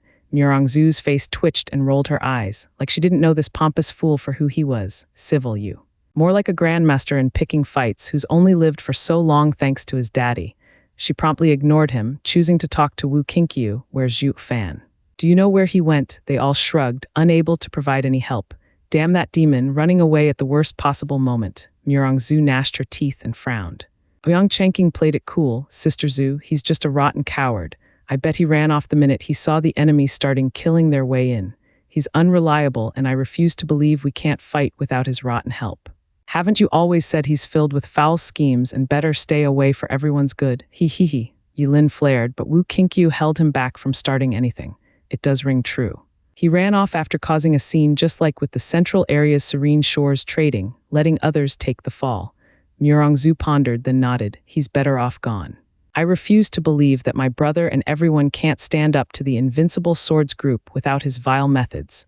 Miss Murong, you're just unbearably naive. Your brother and everyone can attack together all they want, but they'll never get to touch a hair on the patriarch's body. A condescending tone reached them, followed by 10 youths standing proud and confident before them. The leader was a man of sharp features and elegance, wearing a most disparaging smile he could muster, complementing the disdainful gaze. The hearts of everyone shook and even stung from the immense pressure. Expert, it was the unanimous conclusion they arrived at, no longer looking casual in the face of such danger. Ouyang Changqing as well grew grave, asking Murongzu, Sister Zhu, you know him. Who is he? Central Area's strongest junior, Sword Star Empire's crown prince Bailey Jingshan. Murongzu's eyes shook, finding it hard to speak. He might as well be the best junior in the lands. Behind him are 9 princes, each stronger than the last. Bailey Jingshan chuckled, with the other princes joining in. Wu Qinkyu's face fell, his fists clenched and his heart heavy. We're just about to get Qingcheng to safety, so how did such a deadly enemy appear? The usually playful and cynical Ouyang Changqing suddenly got excited, his fists trembling with eagerness. The best youth in the lands. Ouyang Changqing's eyes burned hot. Murongzu, oblivious to his quirk, totally focused on Bailey Jingshan, said, Crown Prince, what a strange coincidence to find you all the way out here. Best in the lands. Ouyang Changqing roared over her and shot straight for Bailey Jingshan, shouting at the top of his lungs, Once I beat you, I shall be the best of the best, ha ha ha. Ouyang Changqing, don't be hasty. You're not his, Sister Zhu, watch closely. I will prove to you how worthy I am of you. Murongzu started, not expecting him to be so impulsive. Ouyang Changqing was deaf to reason, finding his lifelong dream right before his eyes and had all the intention to grasp it. He charged right for Bailey Jingshan and unleashed a cold sword wave at the chest. Heaven-sealing sword art, blood seal. Bailey Jingshan hardly cared, smiling, the best in Northern Land's sun. You're as bold as your father, I see, worthy of Senior Aoyang's teachings. A shame you're not the only inheritor of a great expert and not fit to touch me. Bam, the loud bang rattled the air, fluttering the clothes of the princes. Bailey Jingshan was still standing in the same spot, just like usual. Ouyang Changqing gasped, staring hard at the finger in front of him, facing him that was flashing with purple lightning, another prince that stood by Crown Prince's side. This is impossible. The best disciple in the central area didn't have to step in, but another prince took my all-out attack like nothing. Ouyang Changqing was in complete denial of what happened. Only then Murongzu's words sank in. The central area had 10 princes, with each as strong as the best disciple of any other land. Are you serious? Ouyang Changqing's eyes shook hard as he gnashed his teeth in indignation. Murongzu and Wu Qingqiu's hearts sank. The strongest clan in the lands is just too terrifying. Even the young have the power to shake the lands. It seems like Bailey now got the best youth in the land's title as well. But where does Zhuo Fan fit in all this, I wonder? They were all hoping yet watching gravely as Ouyang Changqing, whose power they knew, was stopped before even reaching Bailey Jingshan. Whoosh, just then, another figure appeared wrapped in golden flames, smashed for Bailey Jingshan's head. Following the draconic cry, golden flames exploded as a fierce power pushed down on Bailey Jingshan. The searing heat was so strong it twisted and singed his hair. The crown prince's brow shook, looking dead serious at the incoming golden flames. There's actually an expert among these bugs. He was just mildly surprised, still standing there without budging. Bam! The golden figure then found itself halted by a strong hand just an inch from reaching his target. The flames scattered on impact and revealed Yi Lin in his normal form. The one to block him was a buffed man, looking serious despite having blocked the attack. Not just anyone could stop the might of a half-sacred beast with just their body. It was truly incredible that the buffed man even trained his body to this extent. How does the Bailey clan have someone like him, able to withstand little junior brother's strike with his body alone? Wu Qingqiu gasped. The other Western Lands disciples were just as astounded. Only Murongzu frowned. He is the second prince, Bailey Jinggang, forging his body since he was young in the Thunder Pavilion's lightning. He's so tough and strong that he only comes second to Bailey Jingshan, but no disciple in the world is better than him when it comes to raw power. The others turned to Yi Lin filled with worry for his sake. Yi Lin walked the same path of a strong body, but now had met his match. They weren't the only ones surprised, and Bailey Jinggang found Yi Lin a true freak. He was supremely confident in his lightning-forged body, having never failed him so far. Yet taking on Yi Lin's, he felt like a hammer blow got smashed into him, feeling it in his bones. A piercing pain like no other came screaming from his body. He only kept a straight face by gnashing his teeth, or he'd be tearing up right about now. He certainly did not think the 5 lands would have another freak in body cultivation. Bailey Jinggang looked up at Yi Lin's savage eyes in wariness. Their nature was antagonistic. He was about to fall back, letting his elder brother deal with it, but Murongzu happened to announce his mighty body for all to hear. Now this is a problem. Leaving like this will make me look bad. Seeing the caution in their eyes, Bailey Jinggang lamented. He had to suffer through those bitter tears, all for the sake of upholding the world's image of his tough body. So he withstood Yi Lin's sweeping leg, feeling the heat on contact and gnashing his teeth. He even managed to force Yi Lin back. The others were more shocked than ever, believing in Murongzu's information. Bailey Jinggang is really strong enough to push back little junior brother with strength alone. Bite me, the true strong one is that freak coming out of nowhere. Where did he get all that power? My arm's about to snap. Bailey Jinggang's face twitched, crying on the inside. He finally managed to keep a straight face through the pain and anger, then he flung Yi Lin back. Ouyang Changqing's adversary struck as well, sending him off. Ouyang Changqing and Yi Lin looked grave at these 10 men, while the 2 princes walked back unconcerned and with disdain and hands behind their back. Yi Lin and the rest failed to notice Bailey Jinggang's arms shivering all over, while the other princes' fingers spasmed as ice formed on them. It looked like the princes scored a victory each, but looking closer, they got the short end of the stick. But they had to put a show of calm to preserve their dignity. Bailey Jingshan saw the truth and gasped inside. These bugs actually have some good seeds. Not all of the 4 lands juniors are worthless. Second brother, third brother, stand down. They came for me. Who asked you to interfere? Bailey Jingshan looked after their reputation and had them fall back on purpose. The 2 bowed, going behind him. These 2 were true geniuses that only the crown prince could face.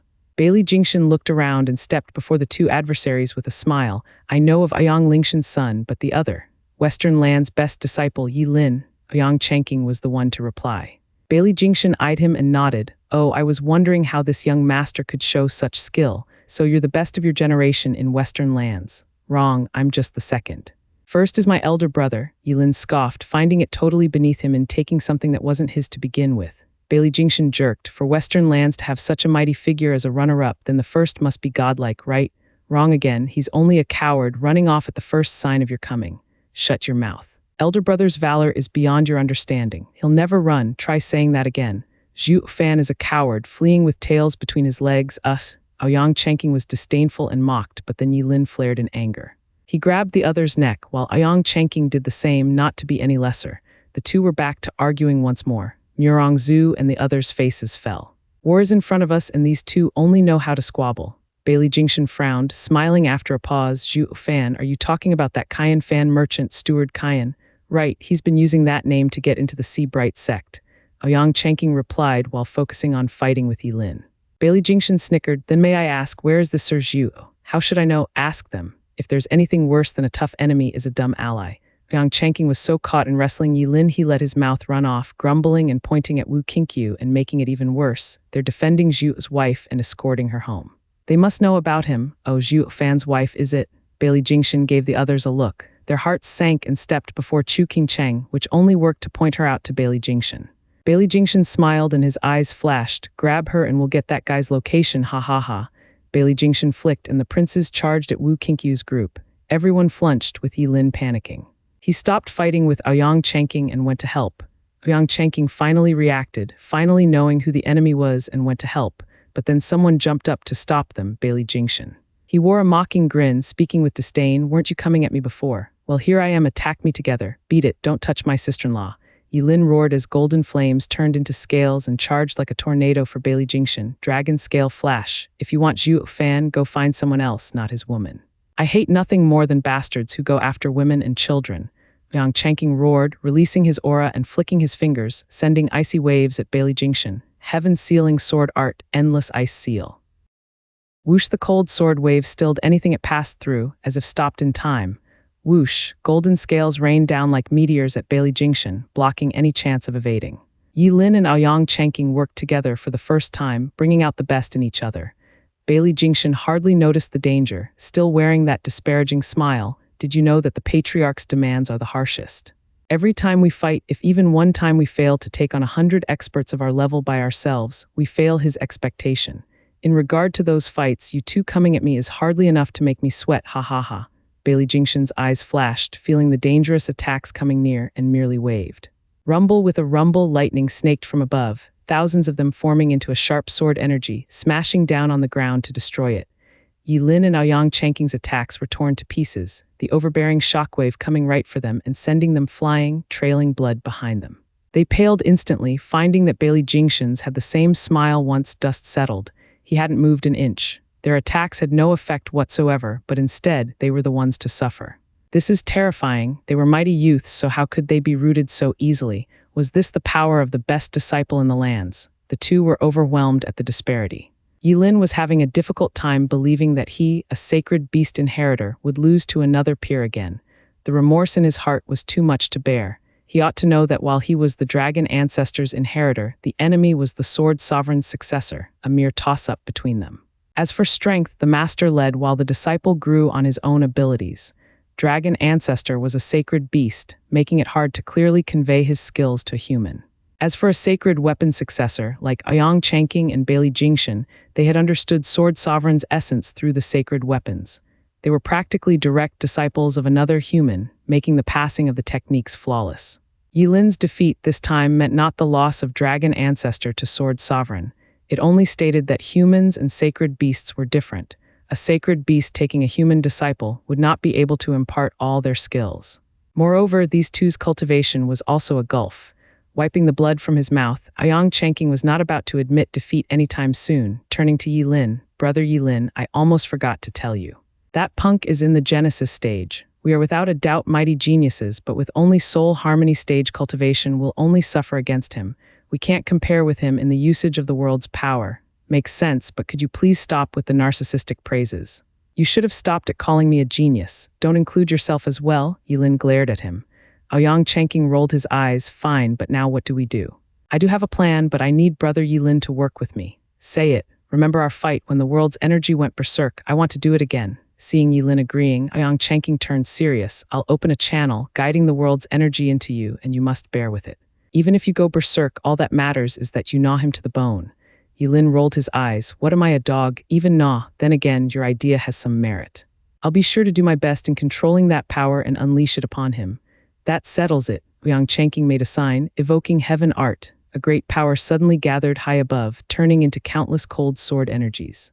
Bailey Jingshan laughed, ha ha ha, you're only borrowing power that's not even yours. It might work against an equal opponent, but nothing that can stop a true Genesis stage expert's world's power. You'll just have to wait and see. Ouyang Changqing shouted, Brother Yi, I got it. Transformation, Fire Dragon King. Yilin roared and the golden flame exploded around him, warping and surging 500 meters in height. Ouyang Changqing changed signs, Heaven Sealing Art World Channel, whoosh. The power far above flew into Yilin, only this time it no longer froze him but fueled his fire, with the golden flames roaring higher and brighter. The huge dragon's expression was heavy from pain as well, but he bore through it even as the strain increased along with the power. Ouyang Changqing didn't seal Yilin's strength, but drew the world's power into him to bolster his. But with this constant flow of power, the odds were it would go berserk once more and take over his mind. The risk in doing it was very high as well. Brother Yi, how does it feel? Can you take it? No problem. The dragon's eyes shone with resolve as he gnashed his fangs. Then strike, do it now. Ouyang Changqing pointed at Bailey Jingshan. Yilin roared in anger and threw himself at the enemy with his claws and fangs ready to tear him apart. For the first time, Ouyang Changqing applauded Yilin. Good, Brother Yi, attack. Ha ha ha, Bailey Jingshan, you're finished. Brother Yi has my heaven-sealing art in him. No matter what you do, all your power will be drawn into him and only make him stronger. Not just your Yuan Qi, but the world's power as well. He's unstoppable now and you will die. Yilin roared as he finished, the flames on his body rising higher and brighter. Oh, so that's how it is. Bailey Jingshan smirked, drawing 2 fingers out and releasing sword intent from their tips. Ouyang Changqing mocked, Bailey Jingshan, are you deaf? I already told you, no matter what you. Boom. Bailey Jingshan flicked his hand and a purple sword energy shot for the fire dragon.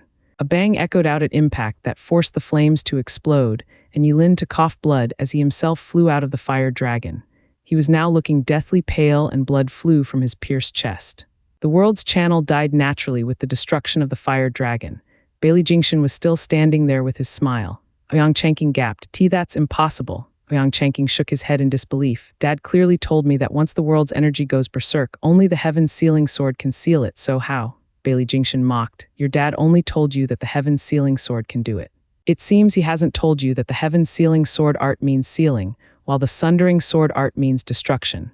The 2 sword arts are in conflict, leaving victory in the hands of the wielder and their strength. By using the heaven-sealing sword art, no other power can break it, except a divine sword or the sundering sword art. In other words, you're suicidal if you think you can come at me with it when your mastery is weaker than my mastery of the sundering sword art, ha ha ha. Ouyang Changqing stood dumbstruck. The sundering sword is the heaven-sealing sword's bane? No way, whoosh. In the middle of his daze, a sword wave ran through his chest. Ouyang Changqing spat blood and fell to the ground. He, the greatest disciple in the northern lands, couldn't even take a hit. Bailey Jingshan is terrifying, a young invincible sword. Claw Yanmo released his aura, fighting with a prince just off from the main fight. Yin and yang flames formed into an eerie claw that raked the air. The prince gazed coldly, waving his finger and shooting a sword wave to crush the claw like it was nothing. The sword wave wasn't finished, slashing Yanmo's chest and making him cough blood as he flew through the air. Yanmo, Wu Qinkyu cried out in worry just as Bailey Jinggang arrived before him and smashed his punch into his clarity domain. You have the time to mind others when fighting me. Bam, second only to Yilin, the strongest body in the western lands was Wu Qinkyu. However, Bailey Jingshan's unstoppable punch connected to Wu Qinkyu's chest, snapping his ribs.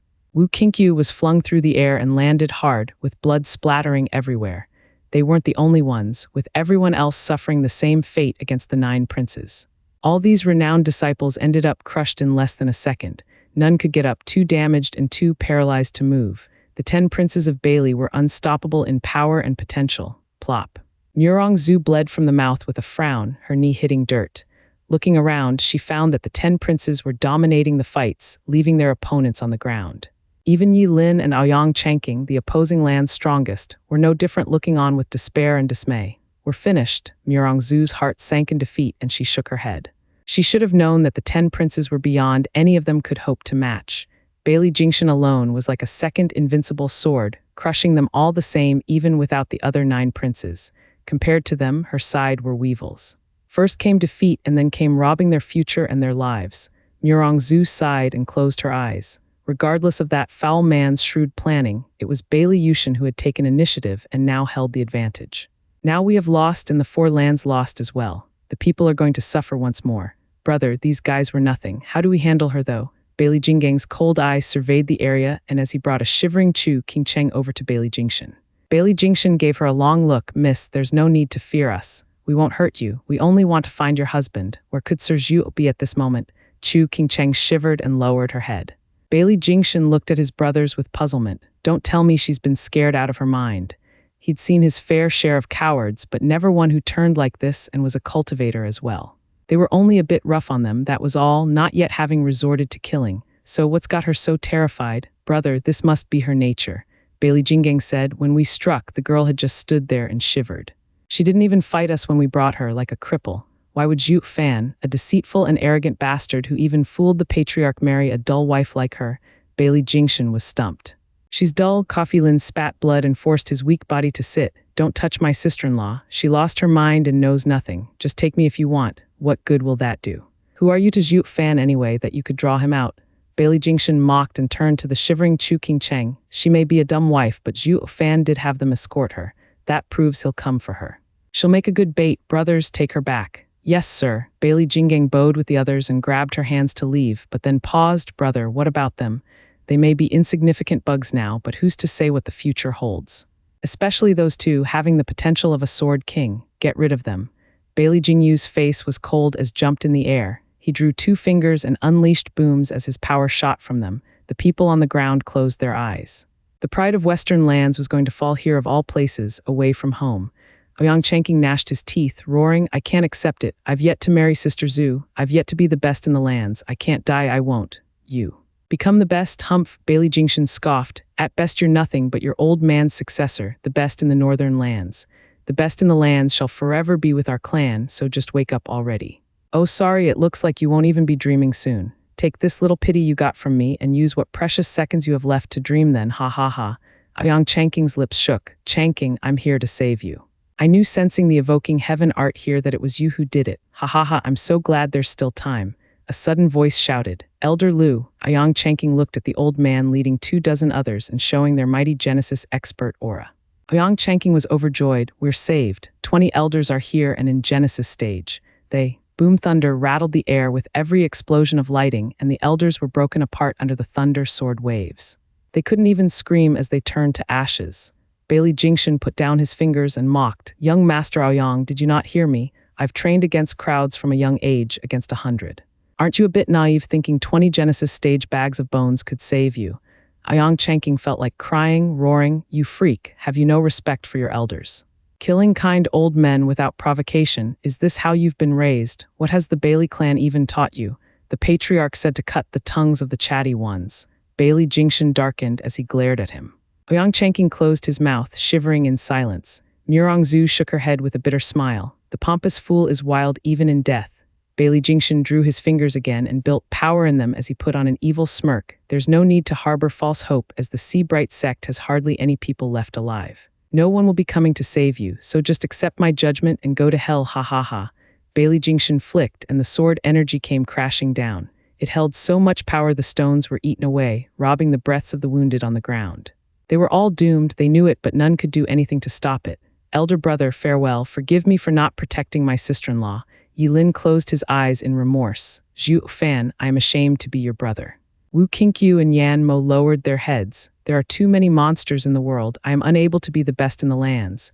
Ouyang Chanking felt his heart twist in defiance. Central areas can't be repelled. The people are going to suffer. Murongzu sighed. In the moment of their deaths, all that went through their minds were their regrets. But then, Divine Eye of the Void's 5th stage, Thunderflame Wall. Lin cried out and opened his eyes. The others were also excited as they looked on with hope. Zhuo Fan. Hum power shot in front of the sword wave and black thunderflames sprung to life in the form of walls. Bailey Jingshan got startled by the sudden development, but the deadly sundering sword art attack smashed into the flaming walls next. There was no sound. The sword energy was swallowed up as it made contact with the flaming wall, losing most of its power. Bailey Jingshan gasped in disbelief. What is going on? How did my sword energy suddenly get so much weaker? The first wall was soon exhausted, and the sword energy now met with the second. This was where it got stalled for longer, not passing through as fast, getting its power cut off even more. Once the second wall was gone, the sword energy lost most of its power. As it arrived at the third and final wall, it faded away along with it in an explosion. Fierce winds blew around, showing a man with long black hair. The Bailey princes gasped, then grew excited. The patriarch wants his head. We just have to take it and make a name for ourselves. The princes were eager to get rewarded, including the crown prince. Elder brother, Yilin cried out, looking grave, forgive me, I failed you and didn't protect sister-in-law. Zhuo Fan's eyes shook and glanced at him before turning to Chu Qingcheng, who Bailey Jinggang was still holding. His eyes grew icy as he stepped forward, ignoring everyone else. Murongzu shouted, Devil, what are you doing here? You're only dying with us. You can't fight them. Their leader is the best disciple in the lands, Bailey Jingshan. He's the next invincible sword. Zhuo Fan never paid her any mind, still walking forward. Fine, since you want to die, go ahead. The sooner a devil like you dies, the better off the world will be. Murongzu huffed after being ignored. Ouyang Changqing said, Sister Zhu, Bailey Jingshan is beyond strong like invincible sword, but Zhuo Fan did stop the berserk Yilin, and he's the best disciple in Western lands. He should have a chance, right? None whatsoever. Murongzu shook her head and huffed. Senior Ouyang explained clearly that he stopped it because his power clashed with the world's power. I had also once fought him, and he isn't anything strong. He needs to restrain the sundering sword art, or he's only going to die against an expert like Bailey Jingshan. Really? Ouyang Changqing's hope hit rock bottom, speaking with misery, and here I thought there's hope for us now that he showed up, but he's only showing off to die. What did I ever do to deserve this? Is there no real savior coming to rescue us? Ouyang Changqing sighed and lamented his untimely demise. But then a weak laugh came. Ha ha ha, young Master Ouyang, no need to fret. Our savior is right here. Who are you beseeching? Ouyang Changqing turned to Wu Qinkyu and Yan Mo, seeing their conviction and confidence. You guys believe he can save us. But Sister Zhu, Miss Murong, Wu Qinkyu ignored him and said to the girl, you said you fought him once, but do you know his real strength? Acting sloppy and being serious are two things entirely. Serious, Murongzu paused to think. It's I who was serious, though. You believe all my strength wasn't enough for him to get serious. Wu Qinkyu shook his head. In the Double Dragon Manners gathering, Demon's scheming sex disciples talked about how Brother Zhu had always been laid back. He'll never lift a finger to do anything dull. Let me put it another way, did Brother Zhu use his eye when he fought you? His eye, precisely. Yilin buted in with immense confidence in Zhuo Fan. Elder brother's 70% of power is in his eyes. Since he hasn't used them on you, he was only playing. He's only serious when he uses them. When I fought with elder brother, his eyes never stopped flashing. In other words, he was only using a third against you and you still looked down on him. Murongzu gasped as she frowned at Zhuo Fan. Are his eyes that amazing? He's such a great genius, yet a third of his power is only in his body. Ouyang Changqing turned to Zhuo Fan in haste, wishing to see the battle for the best disciple in the lands about to unfold. Hovering above and gazing down on the approaching Zhuo Fan, Bailey Jingshan smirked. Kaiyan Fan, Zhuo Fan, ha ha ha. How should I call you, I wonder? Whatever. Then Sir Zhuo. Bailey Jingshan smirked. I remember the first time I saw Sir Zhuo, and it left a deep impression. Even the patriarch got fooled by you. Sir's skills are sublime, with none seeing through your bluff. Frigid Rain, Sword King then came back, and we knew the truth, that you're just at the soul harmony stage in strength, yet you act like a Sword King. We truly admire your calm and level-headed attitude as you put on your act. Sir, however, has conned the wrong people. Patriarch is outraged and wants your head, you see. That's why we're here. So if it's not too much trouble, would you grace us with your head on a platter? Zhuo Fan shook and stopped, looking up at Bailey Jingshan. Hooray you, did we meet? I am Sword Star Empire's Crown Prince, Bailey Jingshan. I had a one-sided encounter with Sir along with Patriarch. Sir shouldn't be so quick to forget. Bailey Jingshan smirked with pride. Going down memory lane, Zhuo Fan closed his eyes. Sorry, I don't bother with bystanders. Sir, what's that supposed to mean? I even introduced myself. Bailey Jingshan's face fell. Zhuo Fan shook his head. Should I remember you just because you stated your name? Thinking back, I often met with outstanding men, leaders of the 5 lands. You just said you were with Bailey Yushin. Ha ha ha, sorry, but the only one I recall is your patriarch who was before me. I didn't even commit the 5 Sword Kings to memory, let alone a pipsqueak like you. What can I do? I have too much important stuff taking my time that all the useless junk gets filtered out. Useless junk. Bailey Jingshan's face twitched. Sir Zhuo, you're being too condescending. Zhuo Fan shook his hand, mocking. I have my standards in anything I do. There's 2 kinds of people, the way I see it, enemies and friends. Which I wonder are you? Enemy. Zhuo Fan shook his head. You can't mean friend, for Sir Zhu will be most wrong. Oh no, no, no, you needn't worry about which. Zhuo Fan looked at him with a taunting smile. Since you never registered to me, I told you I don't waste my time with bystanders. So, who are you? Wu Qinkyu's group stifled their laughter. Bailey Jingshan shook in rage and hatred, staring daggers at Zhuo Fan. This punk has to die. A pretentious fool who only knows how to act and deceive is now unmasked, yet still insists on sticking to his role to the end. Haha, Sir Zhu, this is utterly vapid. Bailey Jingshan's bloodthirst shone in his eyes, smirking and signaling Bailey Jinggang. I, however, am in no mood to indulge you. Your head is mine, brother, the dumb wife has outlived her purpose, handle it. Bailey Jinggang gave a sharp nod and laughed. Lightning crackled all over him as he smashed a big fist at Chu Ching Cheng. With an evil grin, Bailey Jingshan's sword wave finally grew outrageously strong enough. Glancing back at Zhuo Fan, weren't you so full of yourself in your acting? Your wife is about to have that punch splatter her all over, and what can you do? Nothing, what's there to still be smug, Just as he was about to release his sword wave, he froze, looking in disbelief at where Zhuo Fan was standing to find it empty. Where'd he go? Whoosh, Bailey Jinggang's face twisted as his mighty fist reached Chu King Cheng, the blowing wind fluttering the frail girl's white hair.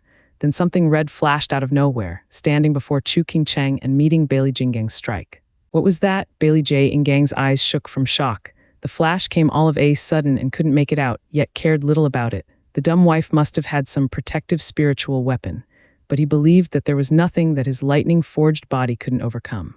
After all, he was able to punch through even 7th-grade spiritual weapons. He shouted, ramping up the lightning on his fist as he pushed on. Bam! The punch slammed into the red glow, unleashing a mighty shockwave, only to realize this was anything but a defensive spiritual weapon, but a scarlet fist.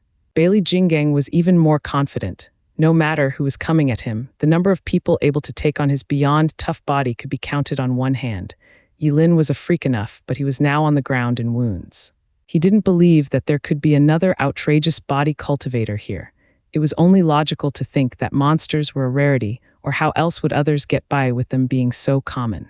Shaking his head and sporting a belligerent grin, Bailey Jinggang grew excited as he got into smashing the ignorant interloper. Ha ha ha, fool, you're coming at me with your body. You've got a death wish. I will flatten you. I'm sorry to say that's going to be you. And while monsters were indeed a rarity upon this god's green earth, he had hit quite the iron plate this time. Coming from the red glow was a cold reply to his infinite confidence. Bailey Jinggang blinked as there was a sickening crunch echoing from before him. What followed was a blinding pain that overloaded his heart. He jerked, then sweated all over hard. How is this possible? Bailey Jinggang was overwhelmed with a maelstrom of emotions. How can a fist be that strong? Is it still made of flesh and blood? His eyes shook hard, Bailey Jinggang looking dumbfounded as the scarlet fist's glow eased to reveal Zhuo Fan's deadly gaze. Get away from my wife, reject. The scarlet fist shook and unleashed a powerful ripple that exploded Bailey Jinggang's lightning-covered arm, causing bone, blood, and flesh to fly all over. Bailey Jinggang's gaze was empty, only now sensing there was nothing where his tough arm should be. Then the dread came, further amplified by Zhuo Fan's ruthless gaze. Never had he thought that there would be someone out there that could break his body forged through such hardships. Is he still human? Bailey Jinggang's heart seized. Retreating now was impossible, not when he was supremely confident in his own body that he gave his all in that attack. As his eyes were taken in with fear and shock, inertia carried the now one-armed Bailey Jinggang closer to the red glow and his doom, all by his own making. Boom! Bailey J. Ingang collided with the fist in a mighty bang and turned to mush. It made a nauseating splatter as his corpse hit the ground before he could even let out his last cry of pain. As for the punch, its power shot ahead, ripping everything for 100 miles. A huge cloud of dust was kicked even as the ground never stopped shaking. Only now did the bystanders react, looking over at the sudden commotion to find a savage wind blowing where Chu King Cheng and Zhuo Fan stood. As for Bailey Jinggang, he was now blood on the ground, fertilizing the grass. The two had a mighty clash of the toughest bodies yet, and the result came faster than expected, with Bailey Jinggang's body failing immediately. It happened so fast that none here could react nor see how the gruesome ending of the buffed Bailey Jinggang came to be. Brother, the princes cried out in shock, giving Zhuo Fan looks of fear and bewilderment. How on earth did he just get to brother in an instant? And just what kind of power utterly destroyed brother who is only second to the crown prince? But more importantly, how did he kill him without even giving us the time to witness it? That can only mean his power. All princes turned to the still stunned crown prince who grew dark. He's not a pretender through and through after all, but how did he pass 8 princes? Is his speed that great, dwarfing even mine? Bailey Jingshan balled his fists, his heart tense with caution. Murong Zhu's group on the ground were just as stunned. She could hardly believe what she saw. Is this what Yilin meant? Is this the devil's true power? It's unlike anything I fought against back then. Quick, sharp, ruthless, killing the second prince on the spot. She was brought back to when she faced Zhuo Fan in Galefrost Town, when Zhuo Fan took her hit on purpose to return the favor.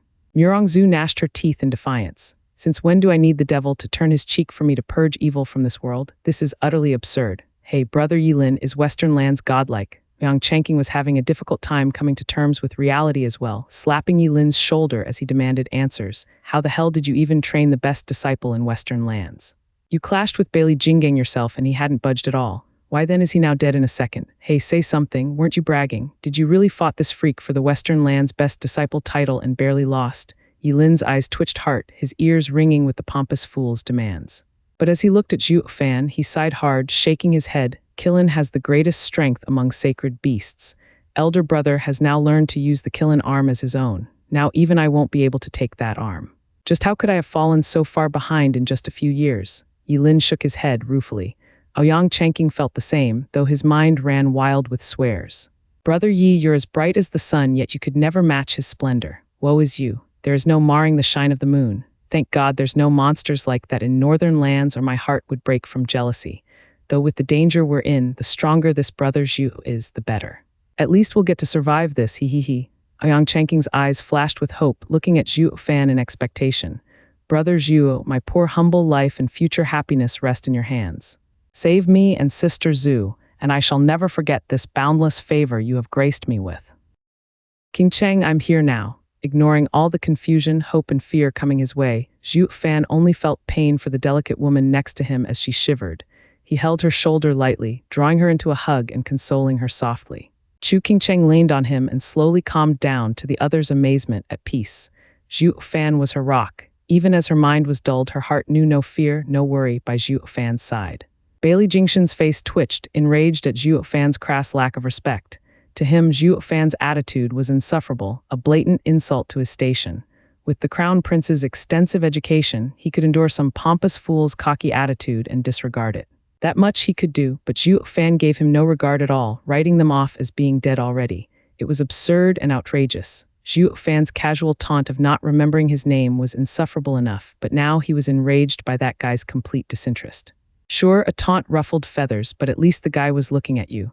While now, why would he even taunt when he didn't even spare you a glance? But through Zhuo Fan's caring and thoughtful attitude, Bailey Jingshan came to realize he was only looking at his lover. He didn't just taunt me, but never took me for anything of worth either. He was the best crown prince in the lands, Bailey Jingshan. How dare you not even face me? The crown prince was not just a prince, but the pride of the Sword Star Empire, and also had the same fault, unable to stand rejection. He also knew better than letting anger cloud his judgment, especially with Zhuo Fan's vanishing act and instant disposal of Bailey Jinggang at the same time. He first needed to understand the intricacies of it all before he took any rash actions. Zhuo Fan's power made him feel threatened, so caution was a must. Killing the strongest prince under him in a jiffy ought to warrant at least that much. No. Frigid Rain's Sword King reported to Patriarch that the punk has soul harmony stage level strength. What a deadly lie. Then again, it was deadly for his second brother, though not without merit, having found meaning in his death by exposing the enemy's eerie skill. If it were me having to face that, the loss would be tragic. Bailey Jingshan whined in his head, giving the other princes a look. They nodded, turned to Zhuo Fan, and charged him all at the same time from all directions. Their hands flashed with thunder sword waves, aiming for Zhuo Fan and the girl. Zhuo Fan could not dodge them, not in this situation. But blocking wouldn't prove to be any easier, as there were just too many of them, and some would be able to strike true as he defended against another. The best case in this scenario was escape, fleeing, but not just running away, blinking out of sight like he did before. And with Bailey Jingshan watching him like a hawk, the instant he figured out the ends of the skill, Zhuo Fan would be done for. Either way, it was Bailey Jingshan's win for sure. Smirking at his cunning plan, Bailey Jingshan lifted his finger, flashing with a sword wave, wanting to capitalize on Zhuo Fan's weakness as he made his move to end him then and there.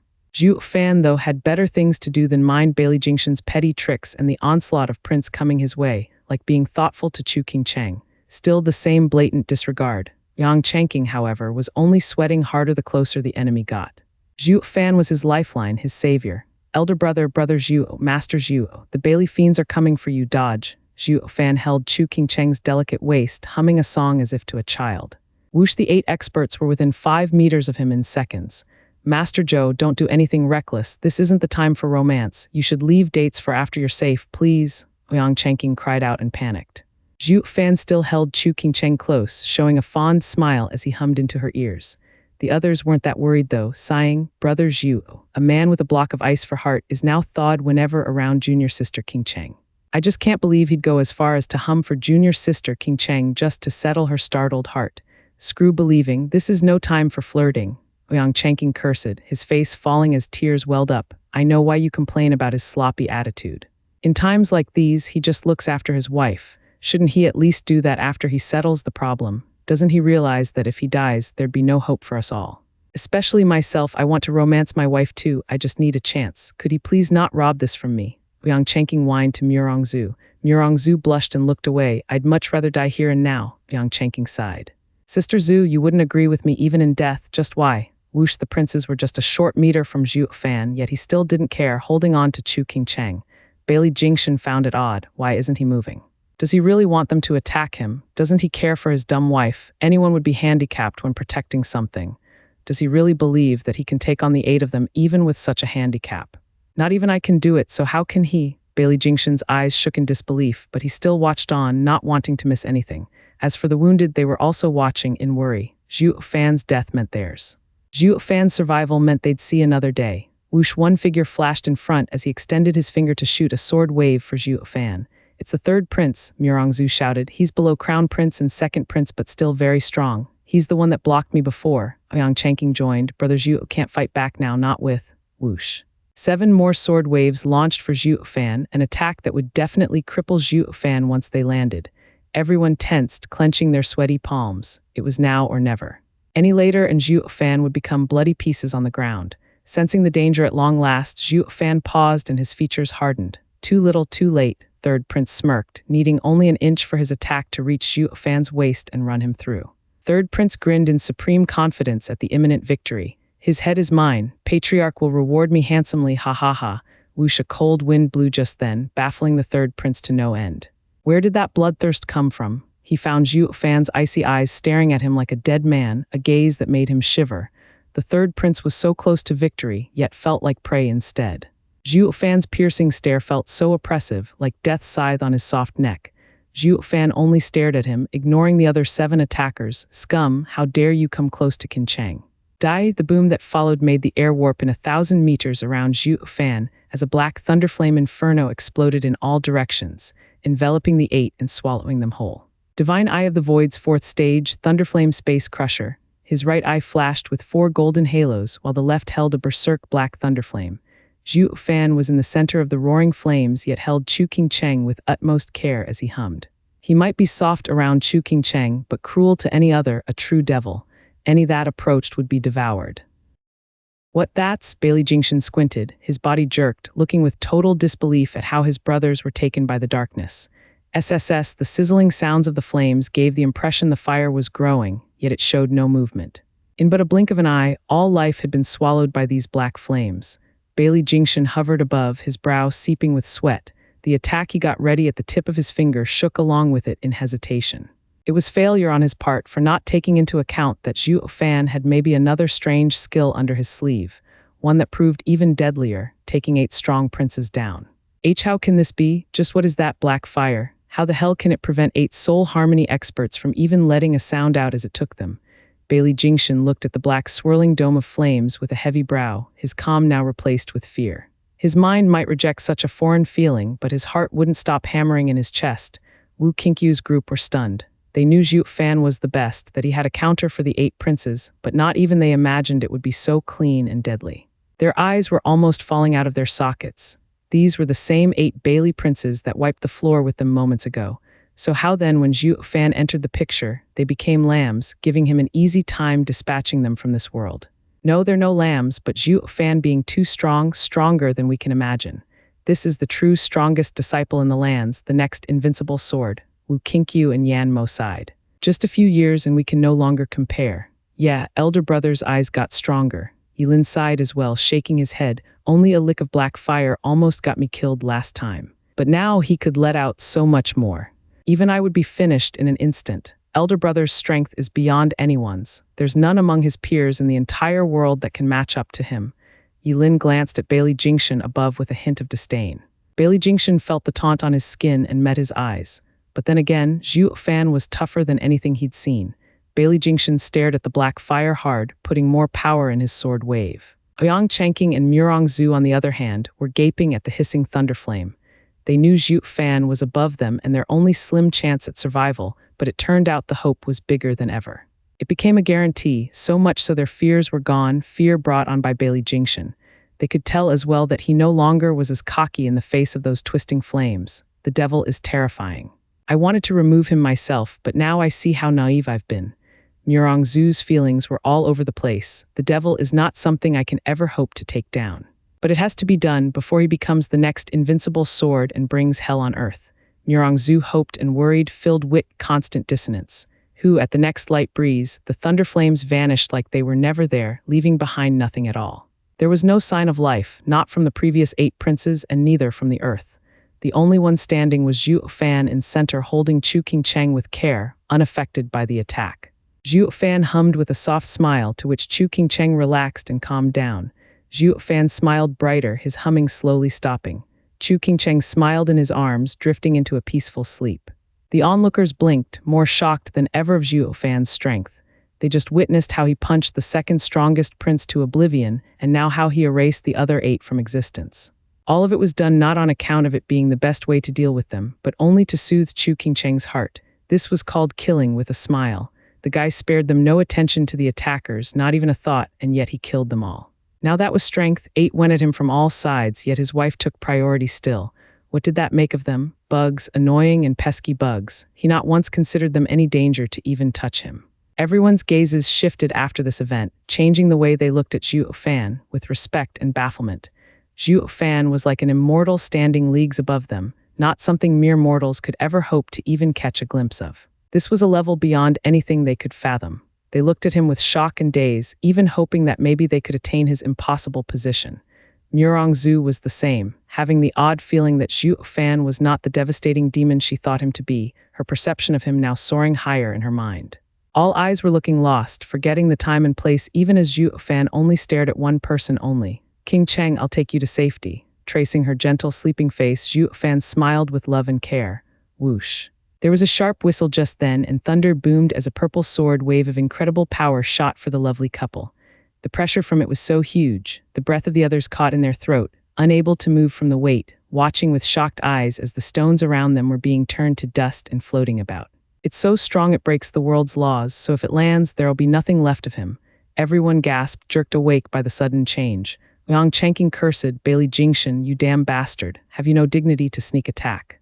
Yet you still call yourself the best disciple in the lands. Humph, standing by now will really mean that I lost that title. Bailey Jingshan cared not for his empty words, shouting as his gaze turned mad, Zhuo Fan, let's see you dodge sundering sword apex. From all that transpired, he understood that he held no chance in fighting Zhuo Fan alone. So while this might be dishonorable, he still chose to go for a sneak attack. The timing also coincided with Zhuo Fan's worst moment, unable to move as he wished. By attacking from afar as well, he avoided the same miserable fate as his brothers. Zhuo Fan had to take it, the outcome based on their strength, but with him being in the Genesis stage while the enemy in the Soul Harmony stage, winning was guaranteed no. Ha ha ha, with me on the high ground and him below, it's perfect. Bailey Jingshan's heart brimmed with confidence. A shame he didn't understand Zhuo Fan's at all. Divine Eye of the Void had 7 stages, and coupled with the apocalyptic Thunderflame Eye, he had many variations of which he only showed 2. Who the mighty sword energy shot for Zhuo Fan, unleashing sharp winds as it passed. Yet he still didn't budge, only his face grew colder, murmuring, a bystander dares to interfere when my wife is sleeping. What did you say? Bailey Jingshan asked in shock. Zhuo Fan closed his eyes, a cruel smile forming. Then he flashed them open, shining brighter than ever. His right eye glowed in 2 golden halos and his left contained the wild black thunderflame. I said, Zhuo Fan shouted, die. Divine Eye of the Void, 2nd stage, Thunderflame Void Annihilation. Whoosh, a beam of black crackling flames shot at the skies, straight for Bailey Jingshan. Bam, an earth-shaking explosion sounded when the 2 powers collided, though it hardly showed anything spectacular. That was because in that instant, the shockwave got burned to nothing by the black flames. Next was the sword wave's turn, starting at the edge, burned away. In no time at all, the flames ate a third of the attack and were still going strong until there was hardly anything left of the sword wave. How is this possible? Bailey Jingshan gasped, sweat trickling down his brow. Zhuo Fan has many more aces, with the black thunderflame even countering his sword energy, one that had an even greater power. He could not see that the thunderflame was backed by the divine eye of the void's second stage, a move that broke any barriers. The strongest attack of this move set, only made deadlier with the fire. The sundering sword art could be as strong as it wanted, but since he was not a sword king, he could do nothing in the face of these devouring flames. Bailey Jingshan rushed to make signs to strengthen the sword wave even as it was failing in the confrontation. The thunderflame was invincible, smashing through the rest of the attack and reaching his chest. The imminent danger made the proximity of an early death much more pronounced. Bailey Jingshan wanted to fall back, but it was too late. In panic, his hand flashed and a silvery sword appeared. Bang! With a loud boom, the clash resulted in actually stopping the black beam of flame, saving him. Bailey Jingshan grinned and looked smug. Hee, I found your black fire's weakness. It might be amazing, but it's nowhere near able to destroy everything in the world. This permafrost sword of mine isn't up to the level of the 5 divine swords, but it is a 12th grade spiritual weapon, housing a spirit from a 10 miles deep icy pond, turning it into a weapon just below a divine sword. No matter how creepy your black flame is, it won't reach me. Without this ace of yours, you can do nothing either, ha ha ha. Everyone jerked and turned to Zhuo Fan. His brow shook, squinting. A spiritual weapon with a spirit is a sacred weapon, but unless it's of the 6th grade, it still won't stop the apocalyptic thunderflame. Zhuo Fan smirked. Bailey Jingshan's face twitched. He still has a way out of this mess. He only shouted back there to taunt Zhuo Fan to get the guy to take out more of his cards, but the reaction only baffled him. Is it dismay or an insidious plot? Zhuo Fan soon answered him, not through dismay or some scheme, since none were needed. He showed that the rare 12th grade spiritual weapon would prove a dashed hope in saving him. Sharp cracking sound echoed that caught Bailey Jingshan's undivided attention. He watched, frozen, as his glittering poker sported black cracks. Black flames erupted from them and crawled all over it like maggots. Bailey Jingshan's eyes shook and gasped from horror. The lifeline he depended on was shaken hard. The sword, boom, the precious 12th grade spiritual weapon was blown into useless bits. While the thunderflame was like a bloodthirsty animal, eating everything, the flame turned into a snake, shooting for Bailey Jingshan with the promise of a cruel death. Bailey Jingshan's legs turned to jelly, his face a mask of disbelief and shock. His 12th grade spiritual weapon barely fended off the thunderflame's savagery. What the hell that thing even is? It's monstrous. Bailey Jingshan wailed on the inside, but with the thunderflame closing in fast, he flung his head to the side to let the fire pass, looking like a whipped dog. It was an action most unbefitting of the crown prince of the Sword Star Empire, but life was always more precious than how others saw him. Seeing the black thunderflame fly away, Bailey Jingshan was sweating buckets as he gasped. The fear was still palpable from his brush with death. But at least he came out on top and alive. Bailey Jingshan only took one of Zhuo Fan's moves and already was keenly aware how deadly he was. He almost died back there. Looking down at Zhuo Fan, Bailey Jingshan turned heavy. He found none of the bragging from before, realizing how close he was to dying. Should he try and slip away? Haha, he believed that the moment he turned his back, another thunderflame would come and he'd die for sure. He was focusing all his energy on the problem and didn't have the time to be distracted with some empty threats. Zhuo Fan was like a reaper, never taking him out of his sight. The slightest mistake would be his grave. Since escape was out and fighting didn't help, what then? Stall. Bailey Jingshan was a crown prince through and through, sharp and educated. In this dangerous situation, against such an abomination, waiting was the best choice. He just had to dodge anything Zhuo Fan threw at him. That should be enough to keep him alive. As for escaping, he could not, lest he presented his open back. He needed to wait for any of the Sword Kings to come and he'd win. Bailey Jingshan cautiously looked at Zhuo Fan, unmoving. Damn that witch Bailey Yuyu sending fake information. You call that a soul harmony stage level? Curses, not even a Genesis stage expert is as dangerous as this freak. That damn broad got all the princes killed. Bailey Yuyu had indeed stated the truth, since she only saw Zhuo Fan fight Murongzhu that one time when he let her. She had no way of knowing his true strength. Zhuo Fan paused, seeing him just standing there. His eyes flashed with realization and chuckled. Bailey Jingshan was confused. Why isn't he attacking? It only works better for me, so why is he waiting as well? He doesn't care about a Sword King coming over. He's only going to get himself killed wasting time. Bailey Jingshan was mystified, standing there dumbly. The people below noticed the situation and pointed at him with mocking smiles. Look at the fool, he's frozen stiff. Bailey Jingshan's eye twitched, feeling the disdain on his skin, but move he did not. He just stared the devil in the eye as always. What do bugs know? This is tactic. All methods are fair so long as they bring me victory. That's why stalling is the best choice. Humph, uncultured swine. Though it was obvious this crown prince's ingenious tactic did not go noticed by the common folk, the jeering continued. Even the unmoving Zhuo, like himself, was chuckling and shaking his head. The crown prince was utterly confused. He'd get why the bugs were stupid, but why would he act the same? Ah, he suddenly cried out, still confused, but now in serious pain. Looking back, he was shocked at what he saw. How can? SSS, the black thunderflame, was burning the pristine hand of the Grand Crown Prince, working its way up his shoulder. The audience laughed harder than ever in ridicule. Ouyang Changqing was the loudest, looking for the perfect moment to cut him down a peg. It turns out the strongest disciple in the lands, the great Crown Prince of Sword Star Empire, is nothing but a moron. He didn't even notice his sleeve was burning, only when his hand caught on fire. It's definitely part of the sharp instincts of the best, ha ha ha. I heard many say of waiting for death, but only now I get what they meant, ha ha ha. Zhuo Fan's patronizing was far more savage, attacking the Crown Prince at his worst moment.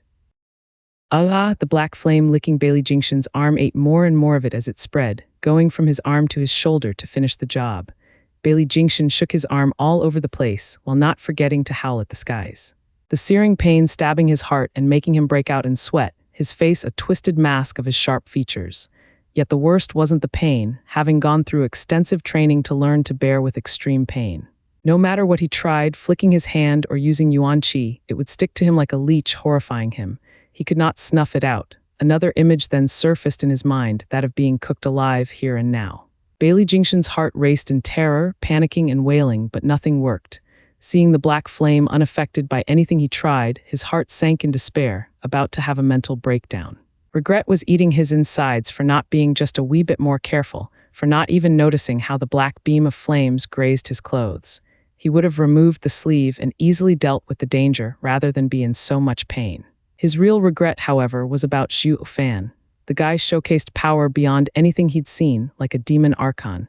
That made him obsessed with reading his every move to counter them, thinking that he could survive that way. When a savage tiger was eyeing you as prey, you would ignore the ants gnawing at your feet. In face of great danger, people ignore anything but the source of said danger. Alas, the wee ant turned out to carry a fatal poison as it bit him. He had fallen for it and could only wait for the poison to spread and kill him. It was no less deadly than the tiger, though way more painful.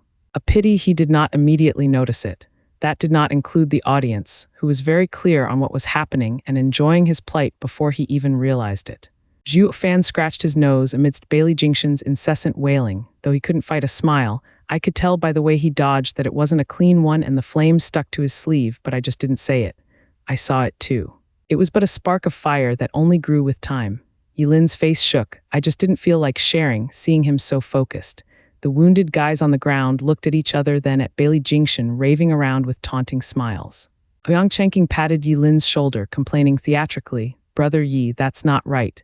We're all righteous cultivators here, and a win only counts when done fairly. How could you keep it from him that his sleeve had something so deadly stuck to it?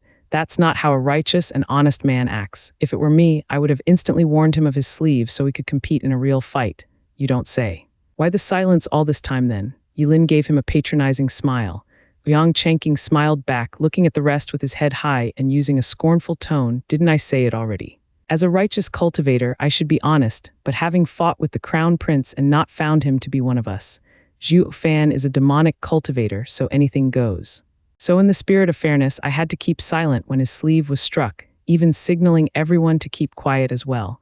It wouldn't do for the audience to meddle in the fight of real experts, so we just stood and watched instead. Crown Prince, you may continue the fight. We promise to be nothing more than spectators and never interfere, ha ha ha. Screw you, you rotten bastards, og." Bailey Jingshan was struggling in the air still, with the fire reaching his shoulder and the pain only growing in intensity. Nothing he tried worked in removing it. While he was here burning alive, those fools below were having the time of their lives at his expense, cursing and mocking him. He snapped back, but that only got them to mock him harder, finding him weak. "You hopeless case dare raise your tone at us. Go ahead, not like you have any future left by the looks of it. We'll just wait for you to burn out while you dance around like a monkey and raving, humph." Zhuo Fan smiled, ignoring him and returning with Chu Qingcheng to the others on the ground. The black thunderflame didn't stop till all was ash. Even a sword king had to be careful around it, let alone a mere Genesis stage cultivator. There was no point in minding a dead man walking. Grinning evilly, Zhuo Fan ignored the cawing in his ear, walking with his wife. Whoosh, just then a sword wave flashed through the sky and Bailey Jingshan's shoulder. Whoosh, the arm sword, engulfed in black flames. Bailey Jingshan felt his right arm gone, with blood gushing out of his shoulder. A tall man appeared next to him, pressing his acupoints and stopping the bleeding. But even that short moment of bleeding out was enough to cover half his clothes in it. Bailey Jingshan's eyes shook, jerking his head at where his right hand used to be. The sword wave had taken it from him. "Crown Prince, I had no choice but to do it," the man spoke casually. Zhuo Fan paused and frowned. He looked back and then clenched his fists. Beat the brat and the big guy shows up. The Crown Prince was dealt with, and a Sword King had to show up. The others could pretty much guess who arrived to help Sword Star's Crown Prince. Their mocking smiles froze and gulped hard before turning a pleading look and hopeful gaze to Zhuo Fan. "Bro, you made light work of the Crown Prince, but can you handle a Sword King as well?" Zhuo Fan took his time to breathe in and out, holding Chu Qingcheng while walking over to them without any hint of anxiety. The man's eyes twinkled, his eyes bright. Bailey Jingshan looked at Zhuo Fan with nothing but hatred and fury. He clenched his only fist, the nails digging into his palm as he roared, "Thunder Sword King, kill him. Kill him now, Crown Prince, you're hurt and we should first treat your wound." Bailey Yule got an idea of what happened by looking at the man below and the Crown Prince's fury. He, however, looked for an excuse not to follow the Crown Prince's order. Bailey Jingshan was unaware of the Thunder Sword King's weird attitude of not being interested in taking Zhuo Fan's head back to Patriarch and earning his reward. For some reason, the Thunder Sword King was more interested in the Crown Prince's condition. But Bailey Jingshan was beyond reason, rage having taken over his faculties. "Thunder Sword King, listen here. The Patriarch wants him dead. You have to get his head. I may not be able to do it myself, but I'm content with seeing him die." Bailey Yule did not move, only looked around. Zhuo Fan ignored the threat above, walking with Chu Qingcheng to the others and taking out a vial. He opened it and let green pills fly to his friends. "Eat it, then take Qingcheng and leave." Giving Chu Qingcheng to Shui Ruohua, Zhuo Fan spoke calmly. Wu Qinkyu rushed to say, "But what about you? Someone must keep the Sword King here."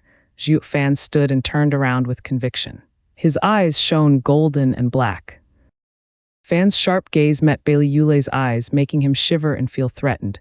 That the kid actually had what it took to kill him. How is this possible? He may be strong, but only in the soul harmony stage. How can I feel danger from him? Bailey Yule glanced at the one-armed Crown Prince and his heart sank. Not just an average soul harmony expert, or the Crown Prince wouldn't suffer so much. And this is because I came on time, or the Crown Prince would have left this world. Bailey Yule stared back at Zhuo Fan, feeling conflicted. The boy is nothing like the bluffer you said he is. He is inscrutable and hard to deal with. Bailey Yule's brow shook, just standing there and facing Zhuo Fan as he did the same. The others had recovered with Zhuo Fan's pills and could at least move now. They left this danger zone while tending to Chu Qingcheng, though it was now unclear if Zhuo Fan could take on a Sword King this time. Sword Kings were the peak of power in the central area, at the level of Murong Lai and Aoyang Lingshan. Zhuo Fan was the best disciple in the lands, even making a mockery of the central area's 10 princes, but he was just that, a disciple. He still had a long way to go before facing these seasoned veterans. The odds of getting out alive from a Sword King were practically nil. They all worried seeing Zhuo Fan facing such a danger with a straight back. Shui Ruohua was reminded of how Zhuo Fan had the girls go ahead while he stopped 500 people from following them, ending up fighting to death. She teared up as she pulled Chu Qingcheng harder. "Qingcheng, today is just like that day. I just hope that this time he won't disappear like before." Zhuo Fan frowned as the others just stood there and shouted, "Why are you standing here? Go, brother Zhu, you have saved our lives. This gratitude I shall never forget." Yang Chenking spoke firmly and with pride. "Now you are facing a strong enemy and I'm not about to let you do it alone. This is not right. I am no coward, we may not be of much help, but we can at least cheer and share death and life together. Don't worry, brother Zhu, for you have us right behind you." Zhuo Fan rolled his eyes, ticked off by this pompous fool, cursing, "Are you mental? You know you're of no help, so what damn use will you have? I told you to get Qingcheng to safety and I'll be grateful. Why would you stay to die when I'm giving my life? To hell with dying with you. Who'll look after my wife? Oh, right. Brother Zhu, I am not like Yilin. I'll be sure to complete your request. I will definitely repay the favor." Yang Chenking nodded and cupped his hands. Yilin was annoyed. "What was that? How are you different? Brother Zhu entrusted his wife to you, and what happened? You had the enemy endanger her and take her hostage, not doing anything right. I am not so unreliable like you and will fulfill my mission. Brother Zhu, I won't let you down. You only know how to prance around. The only reason they stopped us is because you didn't let us leave. Sister-in-law would have long been safe by now. You shouldn't cast blame so easily. How can you blame me? Think about it. If I could find you, wouldn't the princes find you at some point as well? I was saying, Yilin and Aoyang Changqing were like natural enemies, fighting even now in this serious situation. Zhuo Fan popped a vein. Why do these fools always argue? Alone they were fine, but together they ruined everything. Bailey Jingshan laughed at seeing them bickering like fools. Don't you even think about running now. Thunder Sword King, go, let's see how long you'll last. Bailey Jingshan pointed at them with hatred. Kill them all. I will be sure to commend you to the patriarch. The noise below instantly stopped at his order. They all turned to watch them in fear, especially Bailey Yulei. Zhuo Fan looked grave as well, calculating a way out of this. Bailey Yulei, however, was in no rush to follow his order. Bailey Jingshan started and looked in confusion. Thunder Sword King, he is a criminal that the patriarch wants. Why is it you're hesitating now when you're usually anxious to strike? Bailey Yulei glanced at him and scratched his nose. Bailey Jingshan's eye twitched, suspicion festering in his heart. Whoosh, another person then showed up here, Bali Yuyu. Oh, you're... Aoyang Changqing cried out, but saw Zhuo Fan silent. Brother Zhuo, isn't she with you? Why is she over there? Zhuo Fan only explained who she was to the leader because she stole the heaven sealing sword. Aoyang Changqing, a mere disciple, was in the dark. Bailey Yulei sighed, now finding a suitable excuse. Crown Prince, you're hurt now and would be best to retreat to tend your wounds. I'll take you to safety. Let's leave the grand merit to Yuyu, since Patriarch has been in a foul mood around her. I see, Thunder Sword King is looking after Frigid Rain Sword King, ha ha ha. Bailey Jingshan looked at them and his eyes shone. All right, let Frigid Rain Sword King take the credit. But I still want to watch as she rips Zhuo Fan's head from his corpse. Bali Yuyu and Bailey Yulei frowned. Bali Yuyu spoke, Crown Prince, you are a valuable talent that the Patriarch carefully raised. You need to look after yourself. With your heavy wounds, it's best we address them sooner. Just leave it to me. Brother Yulei, hurry and take the Crown Prince to safety. All right, Bailey Yulei nodded and acted. Bailey Jingshan flicked his hand in defiance. No, I'll never know peace unless I see Zhuo Fan die. I must watch how he is blown apart. Your Highness, leave it to me, or do you not trust me? Bali Yuyu huffed, the Crown Prince's health is important to the Patriarch. Endangering you just so we could earn some credit will only earn his ire and wrath.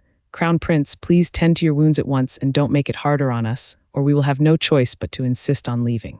Bailey Jingshan winced. Frigid Rain Sword King, I appreciate your care, but I will have to insist. It has nothing to do with you. I will take full responsibility before the Patriarch. Crown Prince knows very well how the Patriarch is, going after the one who faulted. You believe just owning up will be enough? Bailey Yulei stared at him. I hope the Crown Prince won't make it any harder than it needs to be in taking care of yourself. We will have no choice but to insist if you delay any further. You are welcome to report us to the Patriarch, but we are doing this for your own good, which I'm sure he'll understand. Bali Jingshan eyes shook, staring at the Sword King and then at Zhuo Fan, gnashing his teeth. I shall refrain from speaking the worst, since we are all the foundation of the Bailey clan and do not want to break the harmony. But Sword Kings, you need to understand, is this worth it? Bailey Yulei shook and sighed. Crown Prince, after you. Fine, I hope you won't regret it later. Bailey Jingshan flicked his lone hand and spat before flying off. Bali Yulei gave Bali Yuyu a relieved look, then followed him.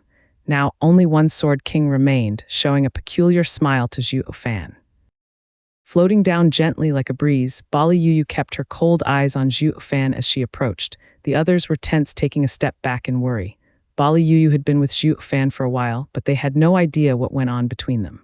They were utterly confused whether Frigid Rain Sword King's bloodthirst was friendly or antagonistic. They just couldn't figure it out, further raising their anxiety. On just what side is this woman standing? Sighing, Zhuo Fan put on a smile as he glanced at the approaching Bailey Yuyu. I never expected you of all people to take my side at this time. Are you blind or something? How am I on your side? Humph, narcissist. Pausing, Bali Yuyu glared again at Zhuo Fan, but her cheeks were now a bit rosy while her eyes spat fire. The Patriarch wants your puny life. I came to collect it. The rest trembled, looking tense as they watched with hearts in their throat. Zhuo Fan just shook his head. You'd have killed me by now if that was the case, and not forced the Crown Prince to leave. And who was that brother, such a loyal Sword King? He knows he's crossing Bailey Yushin yet still agreed to help you. Though your brother's a bit soft, why did he wish to help you save me yet still spare the Crown Prince's life? Won't he be more at ease by removing the star witness? Brother Yulei seems like a rough man usually, but he's in fact the most friendly among us Sword Kings. The Crown Prince is the pillar of the Bailey clan and brother could not just watch him to die. Glaring some more, Bailey Yuyu had finally reached him. You're nothing but evil. He risked so much to help you, yet you still wanted to use him to kill your enemies, his own kin. Have you no sympathy? Murongzu bobbed her head, glaring with hatred at Zhuo Fan. Ouyang Chengqing cleared his throat. Ahem, Sister Zhu, please mind the situation. Brother Zhu is on our side. His death means ours as well. Irresolute and compromising in morals, Humph, Murongzu turned her sharp glare on him. She was opposite of Zhuo Fan, against everything he believed, but she now had to put all these aside as she walked with the devil in these circumstances. This was the result of being helpless, of having the conscience to aspire to the greater good, but sometimes becoming utterly powerless against doing anything about it. All she could do was to keep herself unmarred by this devil. Vigilance was what staved off evil. As the saying goes, good triumphs over evil, but just because someone says it doesn't mean they aren't a demon themselves. Shrugging, Bali Yuyu's critique went right over Zhuo Fan, who chuckled. I don't have much sympathy to speak of, but I do know how to appreciate you two risking yourselves to help me. I will be sure to return the favor when you are in difficulty. Screw you, you are the one in difficulty. Bali Yuyu snapped her sharp eyes on him, refuting his words. Zhuo Fan shook his head, his eyes shimmering. Today you helped me and difficulties are still going to come in the future. Ha ha ha, anywho, I'll be sure to remember your help. Now come along, Zhuo Fan turned and put on a grave face. There's still a distance to the teleportation array. Let's move right away. It should be 15 minutes, even less if we hurry, Wu Qinkyu added. Zhuo Fan nodded and waved over Bali Yuyu. Yuyu, escort them out of here. You're still ordering me around like a servant. Didn't you decide to follow me just now? Zhuo Fan cocked an eyebrow and smiled, just like on the caravan trail, listen to my orders.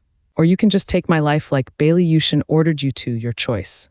Why you? Bali Yuyu was conflicted, giving an angry huff but still walked ahead and roared back at them, don't dawdle and run. Once other sword kings noticed there will be no escaping, Bali Yuyu shot forward, her word though did not carry any rancor. The others were stumped, but then they came to and hurried after her.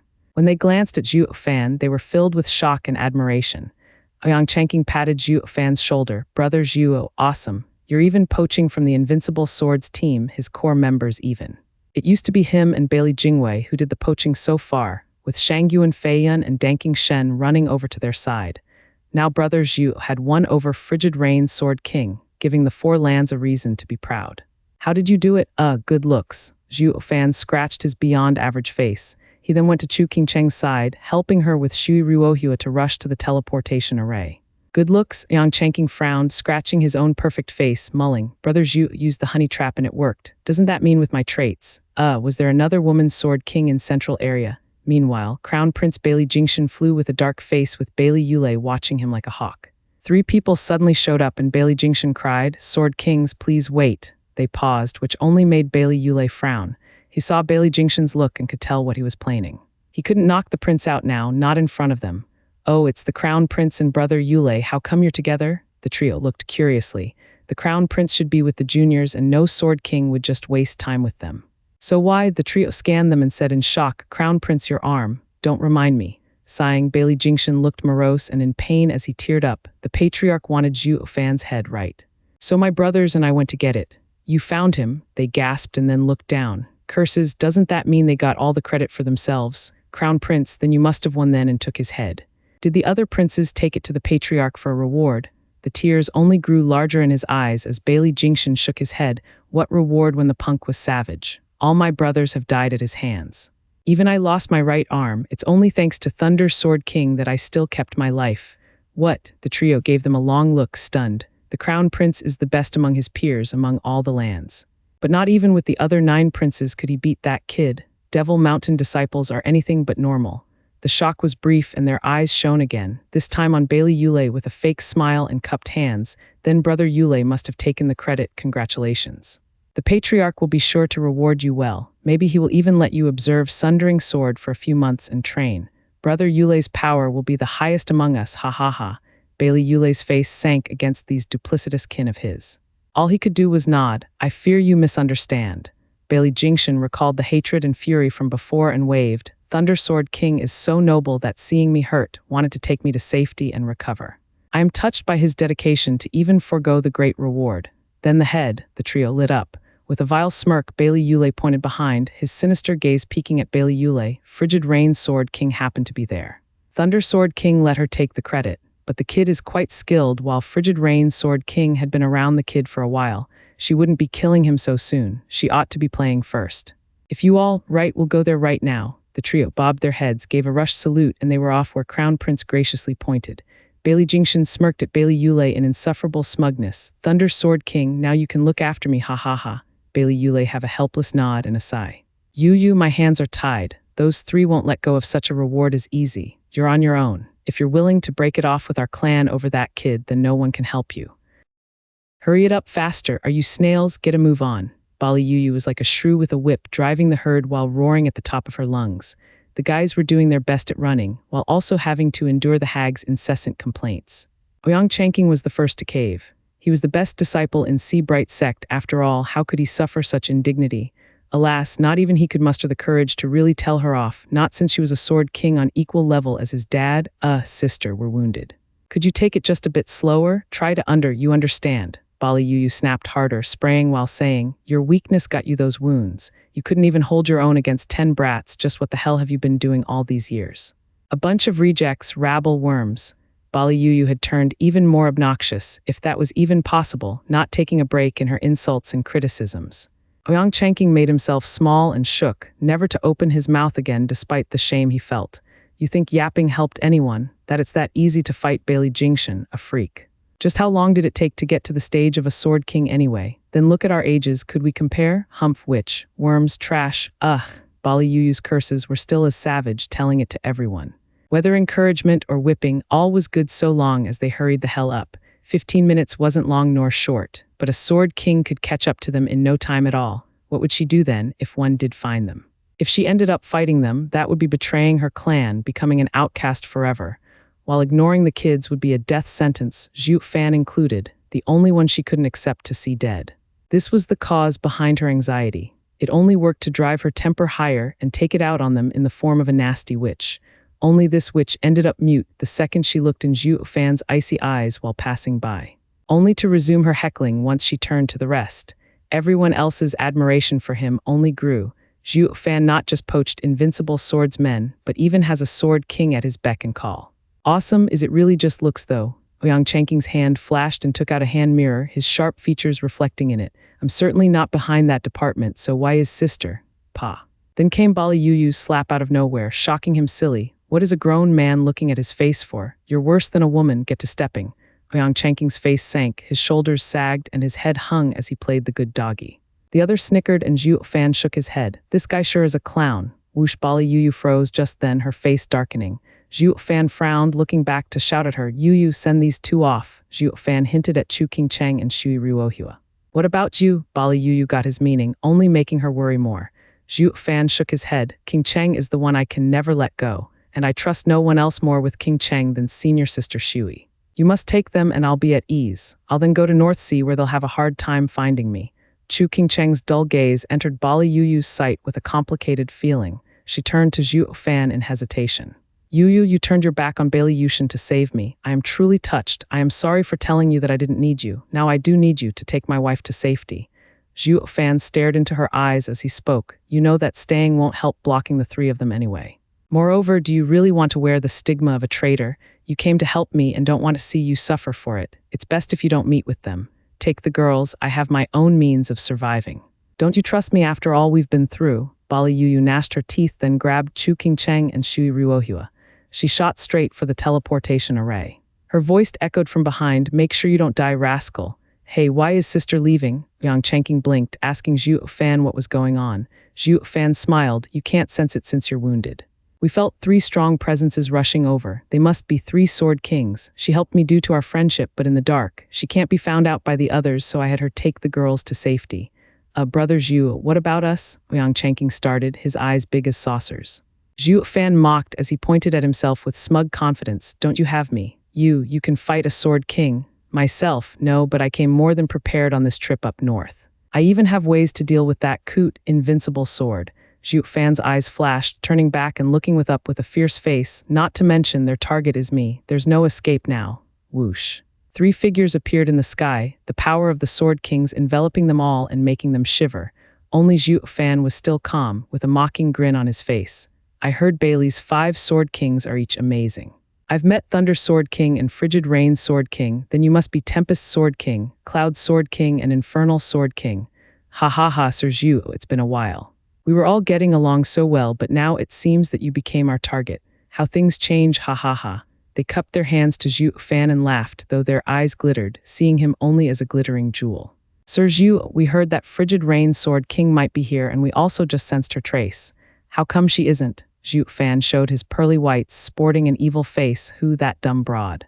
Ha ha ha, she was as much of a conceited moron as you are, trying to take my head. Humph, she fled after I got her good. I'm only standing here and not going after her to end her because I sensed you were coming. What? The trio cried in shock. You mean you wounded Frigid Rain's Sword King? No way, you're just a soul harmony. Zhuo Fan mocked them, and it was Bali Yuyu who told you that, I reckon, ha ha ha, and you believed her. What's that supposed to mean? The trio shook and frowned. With a sly smirk on his face, Zhuo Fan squinted. Bailey Yushin pestered Bali Yuyu into helping me, but it was to read me, isn't it? You think I couldn't tell such an obvious trick? Humph, so why then would I show up all my cards to her?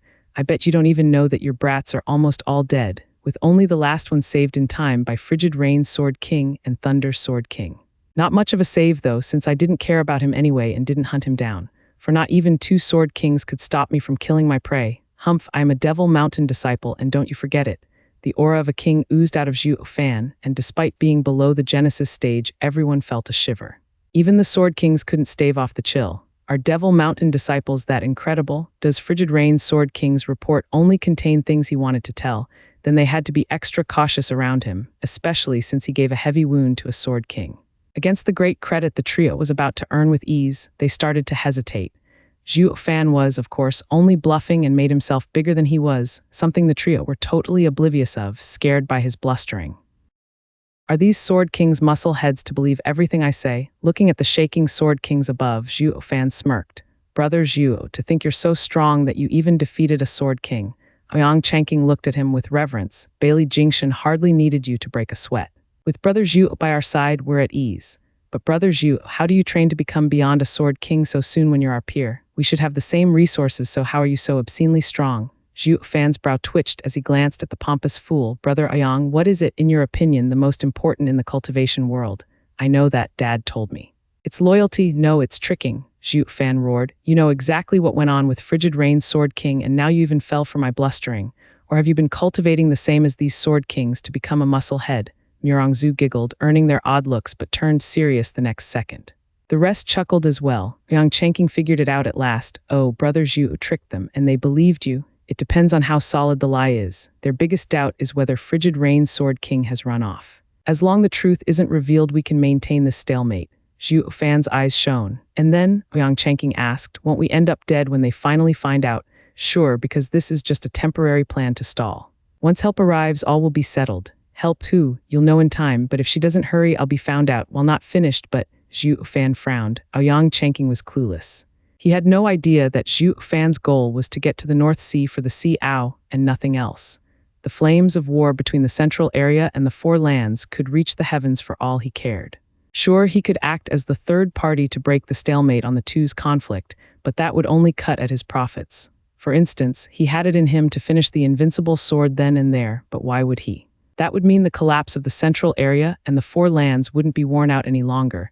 Their armies would race to the central area to get their share of the spoils. This would end in the lands winning big and him getting nothing. Only when the two sides choke each other to the last man would he have the most to gain. While the central area and the Four Lands wanted to lord over the other, Zhuo Fan wanted them in balance. The same way he raised the Luo clan while facing tough but complex factions. It wouldn't help to break the balance until he milked it for all it was worth, then after rise to take it all, and that was no easy feat either. Though his ambitions weren't something that any of the factions were privy to. As they spilled each other's blood, they were blissfully unaware of a common enemy cheering them on without lifting a finger to help, let alone harming a Sword King. The Four Land Alliance would have died in regret if it knew. They invited the wolf and even appointed him Grand Marshal. Sweating a little, the 3 Sword Kings above had fallen for Zhuo Fan's ruse, lost as to what to do. A thin man turned to a middle-aged man, Brother Yuyan, for him to inflict heavy harm on Yuyu. He must be as strong as around 3 Sword Kings, or Yuyu wouldn't have gotten the chance to escape otherwise. That means even if we work together, we might still not take him down. Yeah, on account of his words being true, Bailey Yuyan muttered. The pudgy man with sideburns rushed to add, but his words matched the Crown Prince's story. This proves Yuyu's report was wrong. How can a soul harmony cultivator harm the Crown Prince like that? And he did it all without any traps. Yu must have been in the dark of his strength as well to be forced to flee in defeat. Why else would the crown prince say Yu is here only to not catch a glimpse of her? What other reason is there for not taking such credit besides being beaten back? The trio looked at each other, with Bailey Yuyan saying, "This is even worse. Devil Mountain isn't weak but beyond strong, someone we can never offend, yet we just did. We need to silence him." The lanky man slanted his head and spoke with sharp eyes. "None can be left alive, not even the kids." Alas, the guy's power is still unclear. Will we be able to? Bailey Yuyan squinted, showing a crafty look. The kid may be tough to crack, but the others are dead weight. Seeing how he's with them, there must be someone among them he cares enough to affect his calm. I'll keep him busy, testing him and drawing to the side while you kill the rest. The instant he's distracted, we'll strike him hard together. This will tell us who among them he cares the most. The faster we find his weakness, the easier it'll be to finish him. Well, brilliant, Brother Yun. The two gave him a thumbs up. The trio then turned to their victims, no longer hesitating and ready for action. Zhuo Fan's heart sank. They sure are sword kings to come up with a plan so soon. This is the end of the ruse then. Having come up with a plan, there's no need for hesitation. Whoosh, the trio shot like hawks upon the kids. Bailey Yuyan went for Zhuo Fan while the other two split up and went around to target the wounded group. Even if by some miracle Zhuo Fan was a sword king, he'd still be stuck. He had no way of protecting himself and everyone else. The crux was, he wasn't, and he couldn't even defend against a sword king. Under the bubbling pressure slamming into them, the others shivered and paled. Zhuo Fan frowned, touching the flickering ring with a sigh. With no time left, I have no choice but to step in. Hum ripples spread from his ring as immense power surges flashed. Zhuo Fan raised his hand, his eyes cold. Since they came to die, whoosh, but then the sudden sword energies shot and forced the sword kings to slant out of the way. The sword energies cut a hole in their clothes, close to harming them. Who did that? The trio glared and turned back. A familiar voice echoed in everyone's ears. Ha ha ha, sword kings are great men having been in this world for thousands of years, yet they like picking on little kids. Dad, elder brother, Yang Changqing and Murongzhu shouted in joy. The saviors were none other than three people, all wielding divine swords, Murong Lai, Ayang Lingshan, and Shangyuan Feixing, though they were looking a bit pale there, even with their imposing presence. One could also not mistake the blood at their mouths, a sign of a heavy wound. Regardless, they chose to force themselves through the pain and face the three sword kings without remorse. Zhuo Fan raised his hand only to put it down with a sigh. Now that there's someone here to stop them, there's no need to waste energy, hee. Brother Zhuo, you're so amazing to know help will come. With Dad and them, the sword kings can't do anything to us, ha ha ha. Yang Changqing was ecstatic. Oh, what do we do now? Look for a safe place to watch them fight or cheer them on. Brother Zhuo, with your cunning mind, what do you think it's best? Zhuo Fan glanced at him. The help I mention isn't them, though they're not a bad choice since they're here, so we should just run. Zhuo Fan shouted the last word and signaled the others to scramble after him for the teleportation array, leaving them in a daze. Reacting after a long time, they asked, Brother Zhuo, why would we run? We were dangerously close to having my trick found out. Now that someone actually lent a helping hand, only a fool would just stay to watch and die. Zhuo Fan urged the rest to run like hell while he barked at the pompous Yang Changqing. Yang Changqing was bemused. Aren't they here already? Why? Bang, three booms drowned his voice as three figures slammed the ground in front of them, splattering the earth with their blood. They were none other than the three divine sword wielders, their helpers. The swords in their hands hummed, as if mournful at the humiliation. Yang Changqing gaped at seeing his father down. How could his father with the divine sword even fall in one blow? The certain shade of red blood could give a certain luster when splattered. It contrasted with Ayang Lingshan and the other two's pale faces, their feeble appearances and hopeless looks. Ayang Changqing and Murongzhu were gasping in disbelief. They had never seen their kin damaged to such an extent. How can this be? There were only three sword kings, almost on par with them. Not to mention they had the divine sword's help, all three of them. So why then did they fail instead of win? What happened? Zhuo Fan was the only one sharp enough to figure it out, sighing, I hoped they'd last some more, but those heavy wounds didn't help. Wounds, Murongzhu snapped her eyes at him. Brother and them were hurt before? Zhuo Fan gave a flat nod. Their first attacks to stop the sword kings might have looked great, but were shallow. They must have used their last drop to scare them, pretty much like I've done it, though. What? All asked at once. Zhuo Fan smirked. They don't have my acting skills. They tried to look calm, but the sweaty brows gave away the fact that they were running out of steam. Even the strongest of their land and wielding a divine sword, their energy was bone dry.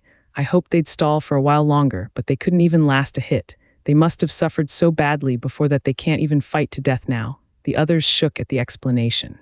The three mighty experts, with divine swords too, were their hope at survival, only to be smashed into the ground before them. They were damaged to begin with, unable to even help themselves. Thus it only worked to scare the enemy off and failed miserably when their bluff failed.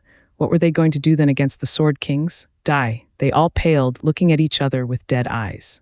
Ouyang Changqing and Murongzhu rushed to their kin to help them up. Shangyun Feixing was the only one alone, with no one lending a hand.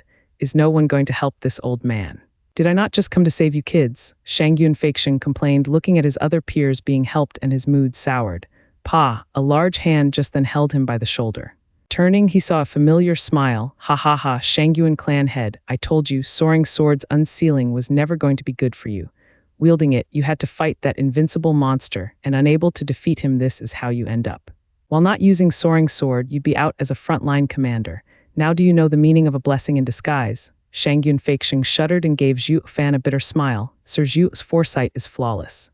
I knew that with my strength that I wouldn't be a match to that old freak even with the soaring sword. But this is what a man does. I would gladly lay down my life if it means the four lands will thrive. If the old geezer was that easy to snuff out, you'd never be so afraid of him. Zhuo Fan taunted. Shangyun Feixing nodded and sighed. I was only wishing for it. It would have been my life's glory if it worked. Shangyun Feixing turned a deep gaze on Zhuo Fan. Sir Zhuo, from central area to northern lands, every time I struck misfortune, it's always you that lends a hand. I am touched by your friendship. As long as the Shangyun clan survives this war, my clan will never deny any of your requests in time of need, as gratitude for fighting shoulder to shoulder. Better save that for when the Shangyun clan actually sees tomorrow. Though you better be sure that I remember this favor. Don't regret it later, he. I won't. Even if you want my daughter's hand, I'll accept without remorse. Now hold it there. I'm a married man, I don't need you to sell her to me. And a true man has a couple or four by his side. Yanner might be against it, but will be sure to accept it if it's you. Now I'm badly hurt, and only you came to my aid, already looking like a son-in-law. I told you to hold it, are you deaf? Wu Kinkyu, you take the old man. Seeing Shangyun Feixing still trying to stick to him through his daughter, Zhuo Fan tried to stop him only to finally push him on Wu Kinkyu. Wu Kinkyu was a man of virtue and accepted it gladly. Murongzhu and Ouyang Changqing glanced at each other, looking at their own kin in shock. They're hurt because they fought the invincible sword. Ouyang Lingshan coughed and sighed with a lowered head, still not accepting the outcome himself. Is the invincible sword strong enough to hurt all three of you divine sword wielders? Murongzhu gasped in disbelief. The plan was to use the three divine swords against Bailey Yushin in the first place, to stall him while their reinforcements came, and then drown him in numbers. It clearly didn't work. Bailey Yushin's mere slash had them crushed, all three of them. Unable to stall Bailey Yushin, their plan went up in smoke. If not for Zhuo Fan's plan to fight to the death, their own plan would have fallen through on the spot by now. While now they had a sliver of hope in victory, they believed that with Zhuo Fan's plan, with 2 lands worth of soldiers, they could turn it around. The invincible sword hurt us badly. We used the divine swords to shield ourselves, but still only barely escaped with our lives.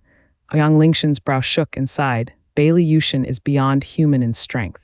Not even together could we touch him. Murong Lai closed his eyes morose, shaking his head in despair. Ha ha ha, now you know the patriarch's power, but it's too late. Everyone shuddered, looking up at one of the 3 sword kings surrounding them, Bailey Yuyan. Your appearance made us realize that you're ready to drop, and that you all have no strength to go on. We've been around Patriarch for so long, and yet we've never seen anyone surviving his strike. You only managed to because of those divine swords, otherwise you'd be corpses by now. And damaged as you are now, you still want to fight us? Hump fools, Ouyang Lingshan gasped and his face twisted in fury. He flicked his hand and the sword in it, pointing at the trio. Changqing, escort Sir Zhuo and the others out of here. Get to the teleportation array and you'll all be safe. Murong Lai stood up by himself next to Ouyang Lingshan, looking pale but still willing to fight. Shangyun Feixing coughed as he forced himself to stand. I may be feeble, but I have no regret giving my decrepit body if it means protecting the kids, the future of the 4 lands, ha ha ha. Father, Ouyang Changqing cried out. Ouyang Lingshan cut him off, his voice stern. Changqing, I know you're worried about me, but don't worry. Your safety will be the one thing to put me at ease, now go. Father, stop, you should get there with your speed in a minute. I can still hold them back for at least this much. Father, go. Ouyang Lingshan held his divine sword, roaring and ready to die. Ouyang Changqing scratched his head, hanging his head. Father, you're wrong there, that's not what I meant.